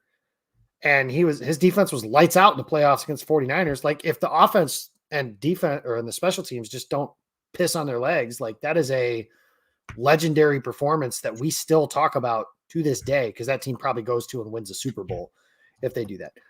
But you can't just keep recycling. Like, Green Bay's on their 4th coordinator in 8 years on the defensive side of the ball. And Mike Daniels kind of talked about that as just like, it's hard to find continuity that way. Now, that's not to say those guys haven't deserved to get dumped, but you have to have some semblance of patience with these guys too. Like, it's a fine line you have to walk between those things. So I think that's the best bet, is to keep him. But this year it's a prove it year on the special teams side of things. If there's any coach or any important person in the organization that's on the hot seat in 24, it's Bisaccia. Yeah, I totally agree. Totally agree. Vex, what do you make of the Chiefs' success on defense this year? I believe Spags is a pretty good DC. Why is more of his philosophy not spread throughout the NFL? I think Spags is a phenomenal defensive coordinator. I think their defense has been phenomenal this season. I can guarantee you that teams will be watching what Spags did on defense this year to try to pick up tendencies and things that he did well, to copy and paste some of those tendencies and some of those philosophies into their defense. You have to remember, his assistant coaches not really available yet. They're playing in the Super Bowl. I don't know that any of his assistants were really mentioned too much. And I'd have to look at their roster just to be like, I don't know, is there like an up and coming coach even on their staff that would be worth hiring? I can't think of any off the top of my head. That doesn't mean that there aren't any, but there has to be that guy that's available. But I absolutely believe that he's a phenomenal coach. What he's done in KC this year has been amazing. And I do think everyone's going to be watching to see what things that they can take from that defense. And I don't know how you do that, but like all of their best players play incredible in the bit. Like the Chiefs are borderline dynastic at this point. If they win next week, that's what, 3 out of 4 years, 3 out of 5 years, something like that. Yeah. So, but Mahomes, Kelsey, Chris Jones, L'Jarius Sneed, that play that L'Jarius Sneed made, like, I don't mean to invoke the player that I have called the greatest defensive back ever, but like that is Charles Woodson-esque that he made at the goal line on Zay Flowers. And I don't mean to be crass when I say this, but like how much would you want to like bet if this happened and it was the Packers, whoever that DB was would be standing there and kind of give them like a small swipe on the way, but no chance they're knocking that ball out, right? No chance. Yeah. Packer player hasn't made a play like that in years. I don't know how they do it or what they do, but I would love to get an answer for like, what are you guys doing to get these guys to just, and some of it's luck, which is kind of a crappy question or answer for that, but they all play so well. The only bad game I can remember, like Mahomes playing on the big stage, was the Super Bowl against Tampa Bay, where I think you and I started at offensive tackle in that game. Like it just wasn't a fair fight. No, it was not. All right, Vex, well, if they stop drafting athletes on defense, they might have a defense. Vex, there is no perfect way to put about a draft class. There's no perfect way to analyze a player, and there's no perfect way to put together a defense.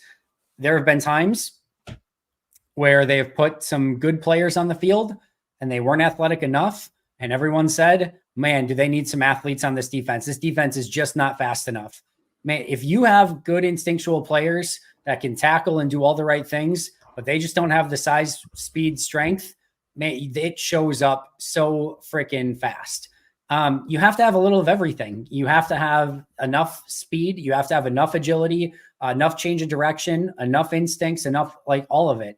But man, if you don't have the speed, your defense starts getting exposed in a hurry. Now, if you have the speed and you don't have the instincts and the tackling ability and the playmaking ability, that's an issue too. So again, if everyone knew exactly which players were going to turn out athletic enough and gifted enough and smart enough and just become all pros, like everyone would be following that exact same formula to a T, but there's no perfect formula. It's important that you get really good athletes. And Green Bay, a lot of times their best draft picks have come when they've taken some of those best athletes. And when they don't, like an Amari Rodgers, like who's the other, Jay Sternberger, like it has not gone great. So yeah, again, there's no perfect calculus for this stuff.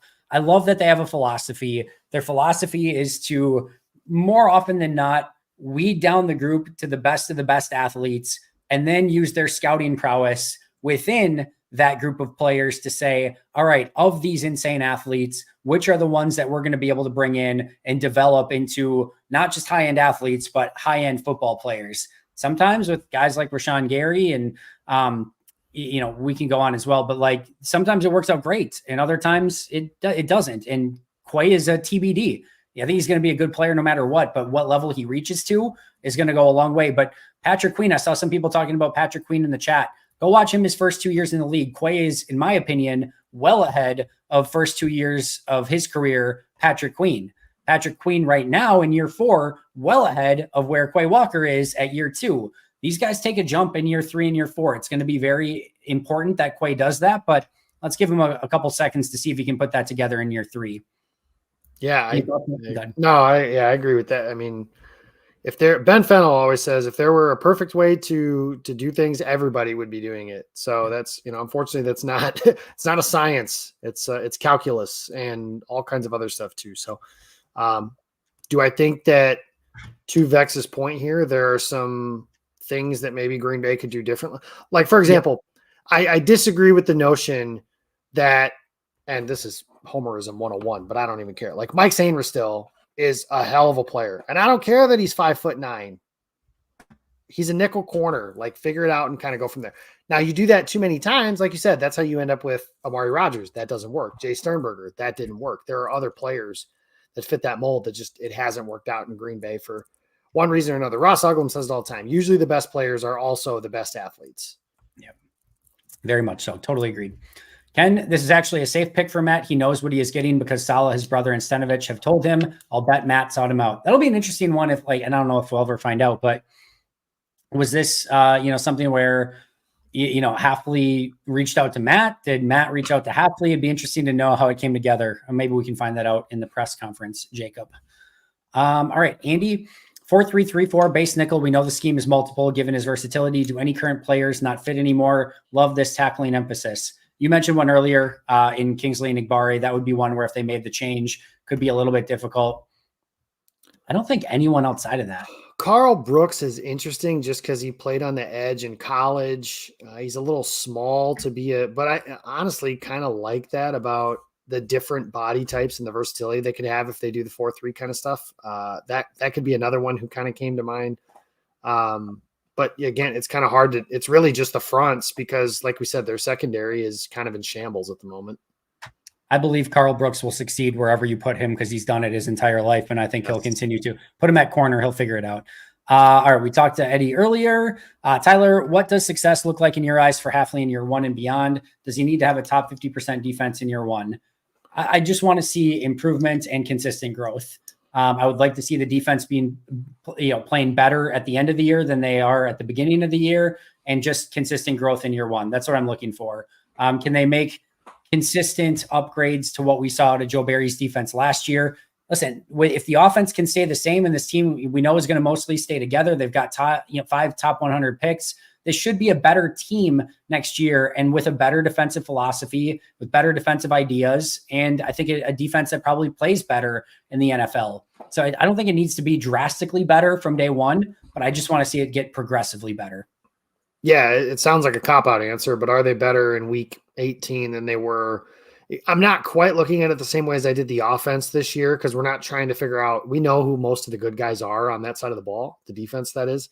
So – yeah, are they better in that? Do they have the culture? I remember earlier in the year, like preseason, LaFleur was talking about this like different play style and guys rallying to the ball and just this different aggressiveness mindset. I still have the clip somewhere. Actually, I'll probably reshare it when we're done here. But I didn't see that throughout the course of the year. I think the best defenses, it sounds like a coach cliche, but 11 hats to the ball and the emphasis on tackling that we're talking about. It's hard to be a good tackling team in the NFL because you just can't really practice it. A lot of people I know like make the joke of why is my favorite college team a better tackling team than my professional team? Well, they practice tackling in college. That's part of it. There's collective bargaining agreements and stuff that exist in the NFL that don't exist in college. So I don't have a number in mind or anything like that.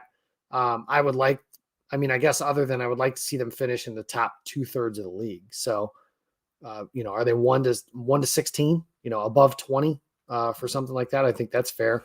But they got to add, this is just the first step. They got to add some players to it too, Andy. I know Rasul Douglas was second on the team in interceptions. He had 1 and did not play for the team after the month of October. That is not enough plays made by these playmakers. Rasul was my 3rd highest graded defensive player for the Packers last year, and he didn't play since Halloween. So that kind of tells you all you need to know as well. I'm in total agreement. They definitely need some more talent as well. Jacob, I hope you know the answer to this because I do not. Did Hafley call plays at Boston College or Ohio State University? Thanks. Love the show. Appreciate you, Paul. I don't have a good answer. I tried looking it up while you were talking there, but I couldn't find anything off the top. Yeah, and the understanding I had was he did at Boston College, but I don't believe he did at Ohio State. I think that was the other fellow that ran that, and that's why they split those duties because they're like somebody called the front and somebody called the coverages, but they were in lockstep. It's colleges are weird, man. Teams call play. It's all weird. It's a completely different sport. I'll try to look into that a little bit more too, but it sounds like per Jacob there was a little bit, or at least some done at Boston College, if nothing else. I like that what Mike Wall said, the whole building coaching staff need to speak the same language in regards to scheme. Not sure LaFleur is that guy. I don't know that that's necessarily a commentary on Matt, Kevin. I think Matt had to step in on the defensive side of the ball to get kind of everything going in the right direction. I don't think that's necessarily something that he wanted to do. Also, like it's not necessarily a whole building thing. It's not necessarily that, Rich doesn't need to know what the defensive coordinator is doing. The defensive coordinator doesn't need to know what Rich is doing. Like Russ Ball doesn't need to know what any of them are doing. So it's not like everyone has to be in complete lockstep. Now, to your point, Matt has to be on board with what Rich are doing, and Matt has to be on board with now what the new defensive coordinator is doing. Goody needs to be on board with what everyone's doing, so he knows what type of players to get for those specific types of schemes, and what players are going to work best in those systems. So yes, there needs to be a cohesiveness through everyone, but I definitely don't think that is anything that Matt is bad at. And if anything, I think Matt has stepped in when he's needed to get things sort of trending back in the right direction. Yeah, that's where I think those two things come together, right? And that's kind of been a fair question, criticism, whatever you want to, like, for example, everybody says Alexander, Valentine, Stokes, these are like man corners, and Barry's playing, zone coverage. That's an elementary level kind of example that I can give there, but that is the definition of trying to fit square pegs into a round hole. So with this new guy, can you get everything put together to where everybody's on the same page? This type of player is targeted for this specific thing. Similar to like, this didn't work out, but like Josiah DeGuara was drafted to fit a very specific role in Matt LaFleur's offense. Again, it hasn't worked, but that kind of thinking on that side of the ball is something that I think is at least interesting to see if that's something they do. No, totally agreed. Andrew, Carl Brooks, defensive end in a 4-3. I just want to be totally clear, and we obviously just talked about this a second ago. I think he can succeed wherever. Doesn't matter if it's inside, outside. He can play a 3 technique in a 4-3. He can play a little bit outside in a 4-3. He'll find his way, is my opinion on that. I just want to be clear, though. He has coached, meaning, Jeff Hafley here, the new defensive coordinator. He's coached in a 3-4 and a 4-3. Just because he coached a 4-3 at Boston College does not necessarily mean he wants to coach a 4-3 in the NFL. Just because he coached a 4-3 period, or maybe even that would necessarily, maybe that's his preference or a slight preference.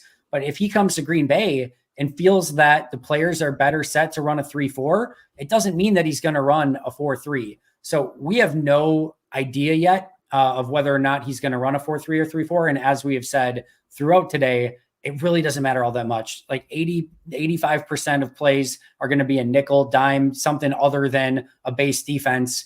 And I've said forever, I don't really care if my edge defender if his hand's in the ground or if he's standing up. I personally like standing up a little bit better, but if you don't, fine, that's fine. It literally doesn't matter to me. So I don't know. Do you have any other thoughts on that, Jacob?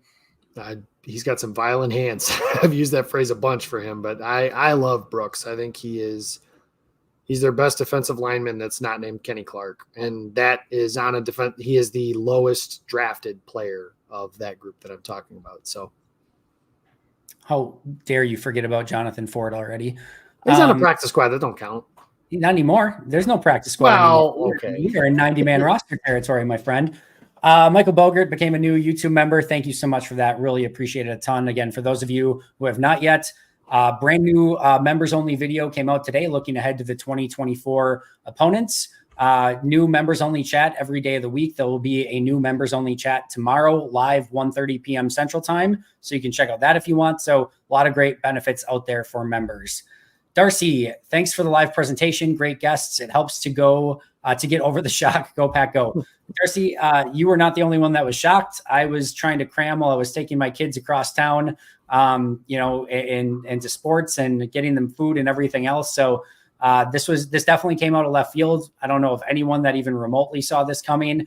So yeah, it was definitely shocking, but I don't know, Jacob, I maybe the one question I haven't asked you and we haven't really discussed is, how do you feel about it? Like what's like your overall, like, do you feel good? Do you feel bad, indifferent? Are you still in shock as well? Like what's your gut take?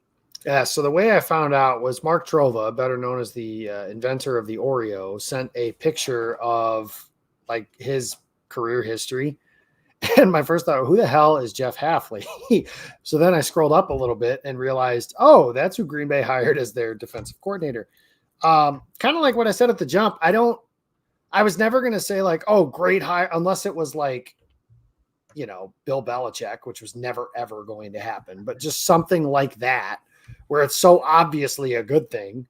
I was never going to be like, oh, awesome hire, great hire, love it, he's great, or this guy sucks, like whichever one. Because the Matt LaFleur hire was kind of lukewarm, right?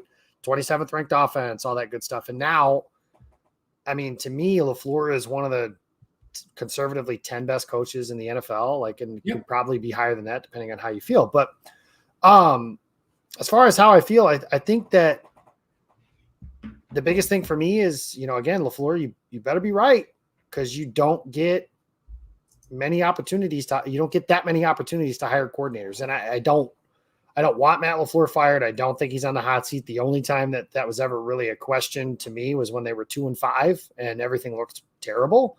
But that was a long time ago at this point, and they righted the ship for everything like that. So I feel good about it if he does. I know his coordinator track record isn't the greatest, but I think LaFleur knows just how important this hire was. So for anybody to do the, nepotism is the big word that everybody likes to use these days. But for anybody to use that, I think, like you said, it's not like LaFleur looked at the list of qualifications for Denard Wilson and said, well, you're not friends with me, so you lose, kind of thing. So I feel good about it until I have reason not to. As I talked about earlier, it's always difficult to compare the 6 candidates that you looked at before you knew the news and then the one candidate that got the job after, because again, you just it's almost impossible to not look at it any differently. If I were to look back at it, because I went through the same process, breaking down all the 6 guys that I tried to kind of quickly put together before, in a short period of time before we got on today, and listened to some interviews and did some stuff like that. I think if I were being like totally like just trying to take the blinders off, I think to me, there were 3 candidates that I really liked of the 6. I really liked Christian Parker. I really liked Denard Wilson. I really liked Bobby Babich. Those were the 3 that I really, really liked in this process. Brandon Staley would have been a complete coin flip. All of these are complete coin flips, to be totally fair. But like, it would have been like, man, that one year, if he can replicate anything he did with the Rams, I am beyond freaking excited. And if this looks anything like the Chargers, it is a nightmare fest. And it's just like, man, that is a thin line to walk. And if you get that wrong, it's a big problem. I just didn't think that Zach or Dirty were quite ready yet. And that's just kind of how I felt on it. I think I probably would have had the 3 that I really liked just slightly ahead of Hafley, but I definitely would have had him, knowing now what I do, I definitely would have had him, I think, on a shorter list of candidates and ahead of Staley, ahead of Orr, ahead of Dirty, and like just a little bit behind the other 3 that I really liked, but not what I was really looking for in this process. And I went through my traits the other day, is I was looking for somebody that gave me hope and optimism for what the defense could be. I have by far and away enough hope and optimism based on what I read, based on the defense that he wants to run, that this could be a really good thing.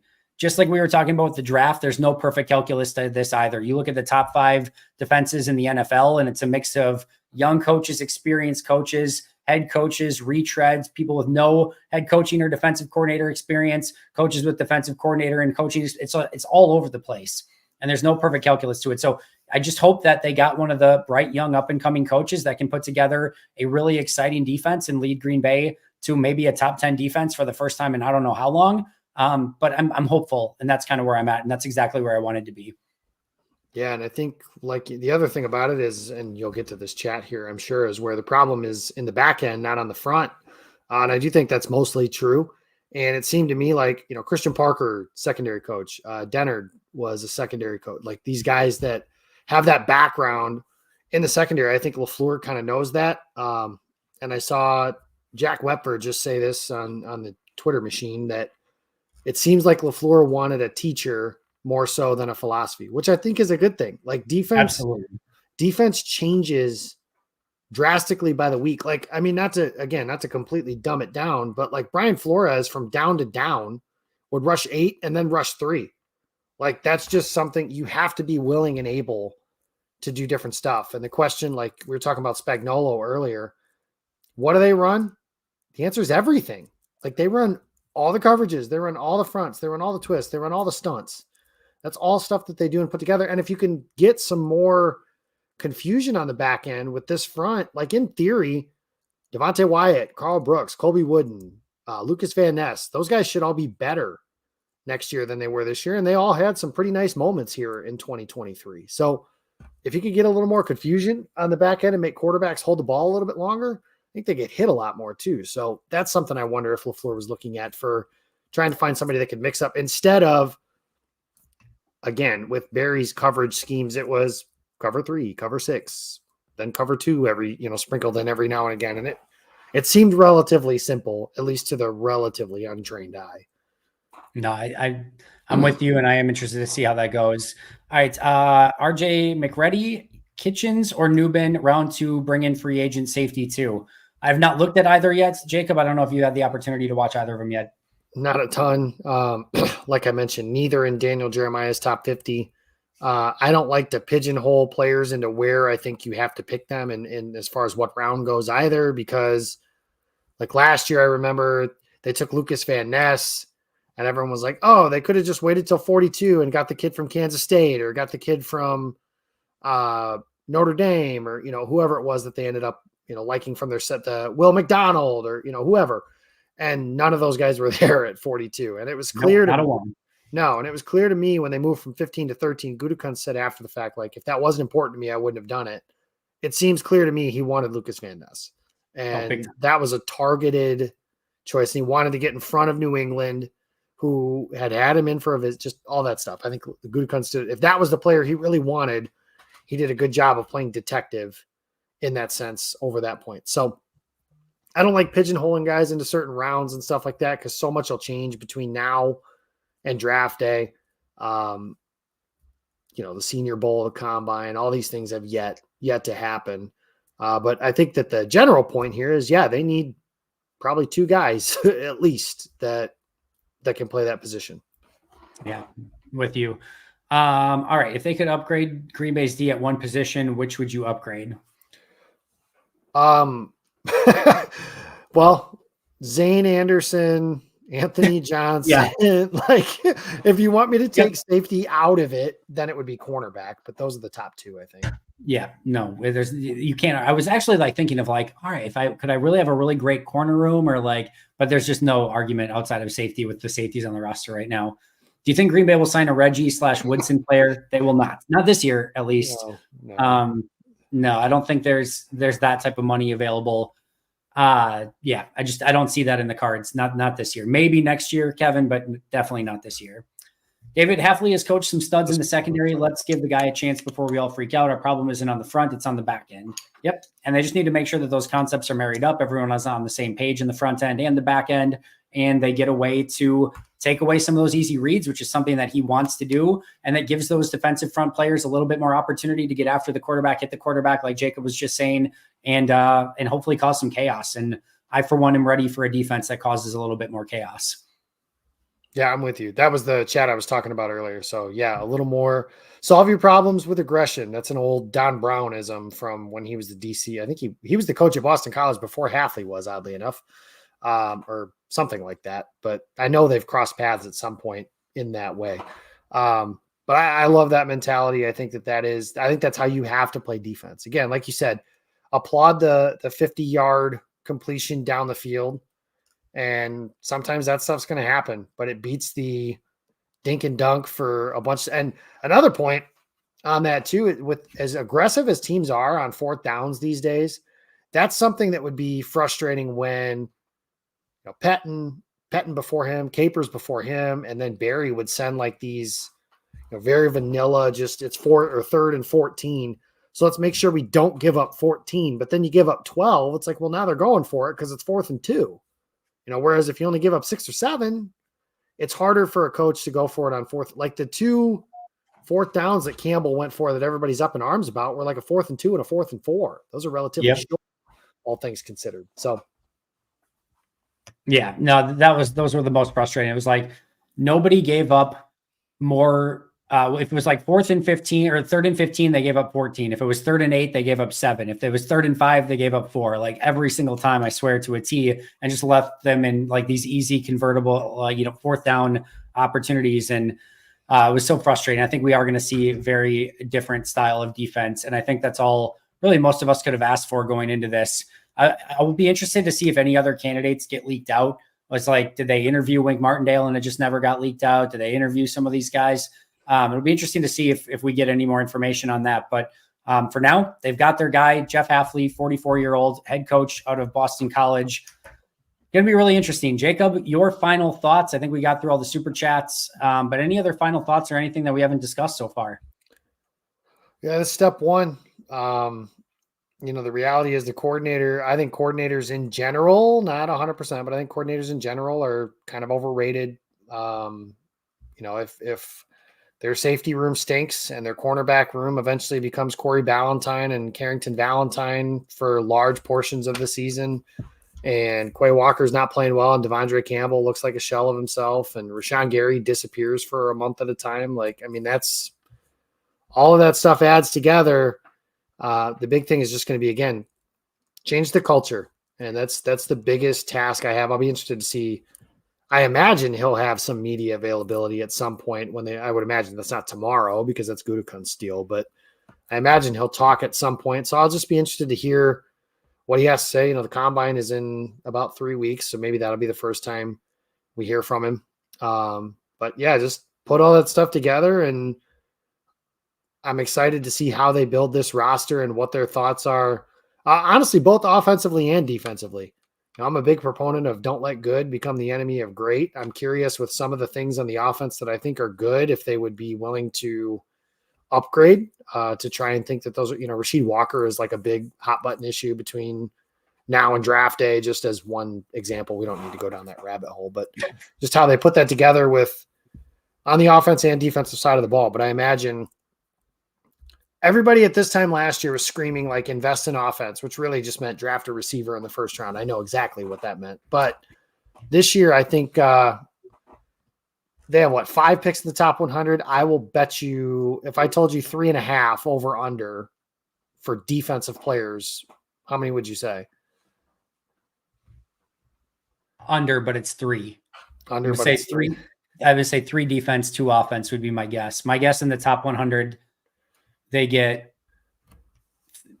I don't know, maybe even 3 defensive backs. That would not surprise me. But I think there's either 2 offensive linemen or an offensive lineman in the running back in the top 100. I would definitely go under. I actually think there's an opportunity that they might take 3 offensive players if it's 2 offensive linemen and a running back too. But I would say 3 defenders, 2 offensive players would be my bet if I were betting. That is where I'm at as well. I'll say 1 DB, a linebacker, because we just talked about that earlier, and then probably actually 2 DBs and a linebacker, and then an offensive lineman and a running back will be your best bets there. All right, I have 2 final questions for you. Out of Fire Capers, Fire Pettin, Fire Barry, and Fire Hafley, where does Hafley rank in the Fire so-and-so power rank for you? I think Fire Hafley is pretty. It's kind of low key great. Like that. It's Fire Hafley just rolls off the tongue. Yeah, it does. It rolls off better than Fire Capers. Fire Berry is elite. Fire Berry, it feels really elite. It sounds like a bad candy.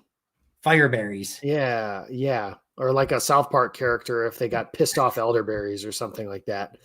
Or member berries. Sorry, elderberries are an old people thing that I take. I think Fire Hafley it's below Fire Berry. Fire Capers gets a bump just because it's the OG. And I think Fire Pettin jumps in at the bottom there just because it was like, I don't know. I've kind of forgotten most of the Mike Pettin era. The only thing I really remember about him was the "you'll fly to Miami faster than you'll walk" quote that he had about why their defense sucked at stopping the run. And then predictably they gave up 800 rushing yards in the NFC title game. My last one. If I told you at the beginning of the day that the Packers hired a defensive coordinator with the initials JH, would you have assumed would you have assumed Johnny Holland? Would you have assumed Jim Haslett? Would you have which JH and Jim Harbaugh, Jeff John That's Harbaugh? where I thought you were going was Jim Harbaugh. Which JH? If I told you at JH at the end of the day, which defensive coordinator would you have thought they would have come up with? Yeah, I would have guessed Haslett and been like, oh, LaFleur must have had like a relationship with him in his early coaching days when he was the head coach of the Saints. Or I know Haslett was in Washington for a minute. Like maybe they crossed paths there or something like that. But yeah, that would have been Jim Haslett doing anything. Jim Haslett is I think he's out of football now. He was doing remember he was one of the coaches that was helping.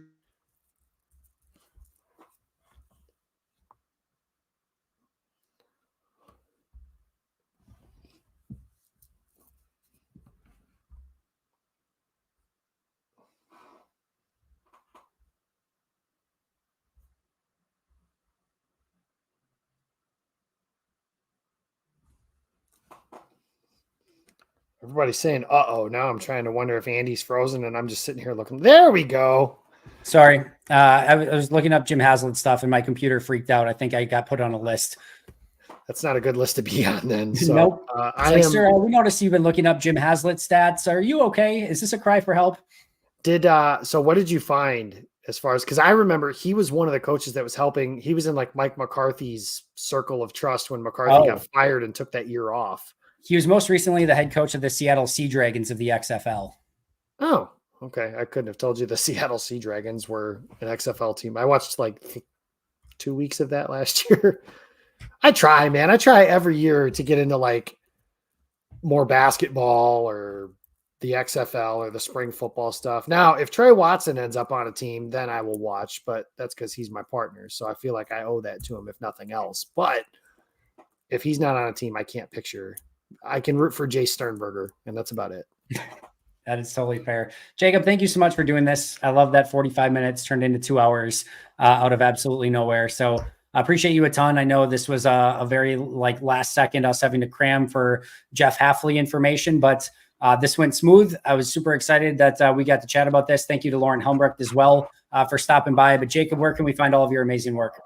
Yeah, you can find me. I am on Twitter, X, whatever, at Jacob Westendorf, and then si.com/NFL/Packers. Shout out to everybody that asked me when Sports Illustrated folded, what that meant for me. Thankfully, the answer is nothing. So knock on wood, I am around for as long as Bill Huber will let me, and he's the man. So I've got all the love in the world for that guy. Fam, we never half-ass anything here. We are always taking it very, very, probably too seriously if we're being honest. But when you do it 365 days a year, you don't really have much choice at that point, but never half-assed. Of course, again, you can find him was at Jacob Westendorf. You can find me at Andy Herman NFL. You can find the podcast at Pack a Day Podcast 365 days a year. I'm going to be, as soon as I'm done here, uploading a emergency pod from Mark Eckel and Jason Perrone that will go up on the audio site. That should be up in the next hour easily. And then, of course, I'm going to record an episode for tomorrow, breaking down all my thoughts on the hire that will go live at 5 a.m. unless you are a Pack a Day Podcast member, in which case it'll probably launch like 2 hours earlier at like 2:30 a.m. or something. But either way, that should be out there. Check out Pack a Day Podcast memberships. That's going to do it for Jacob and I. Until next time, and as always, go Pack Go.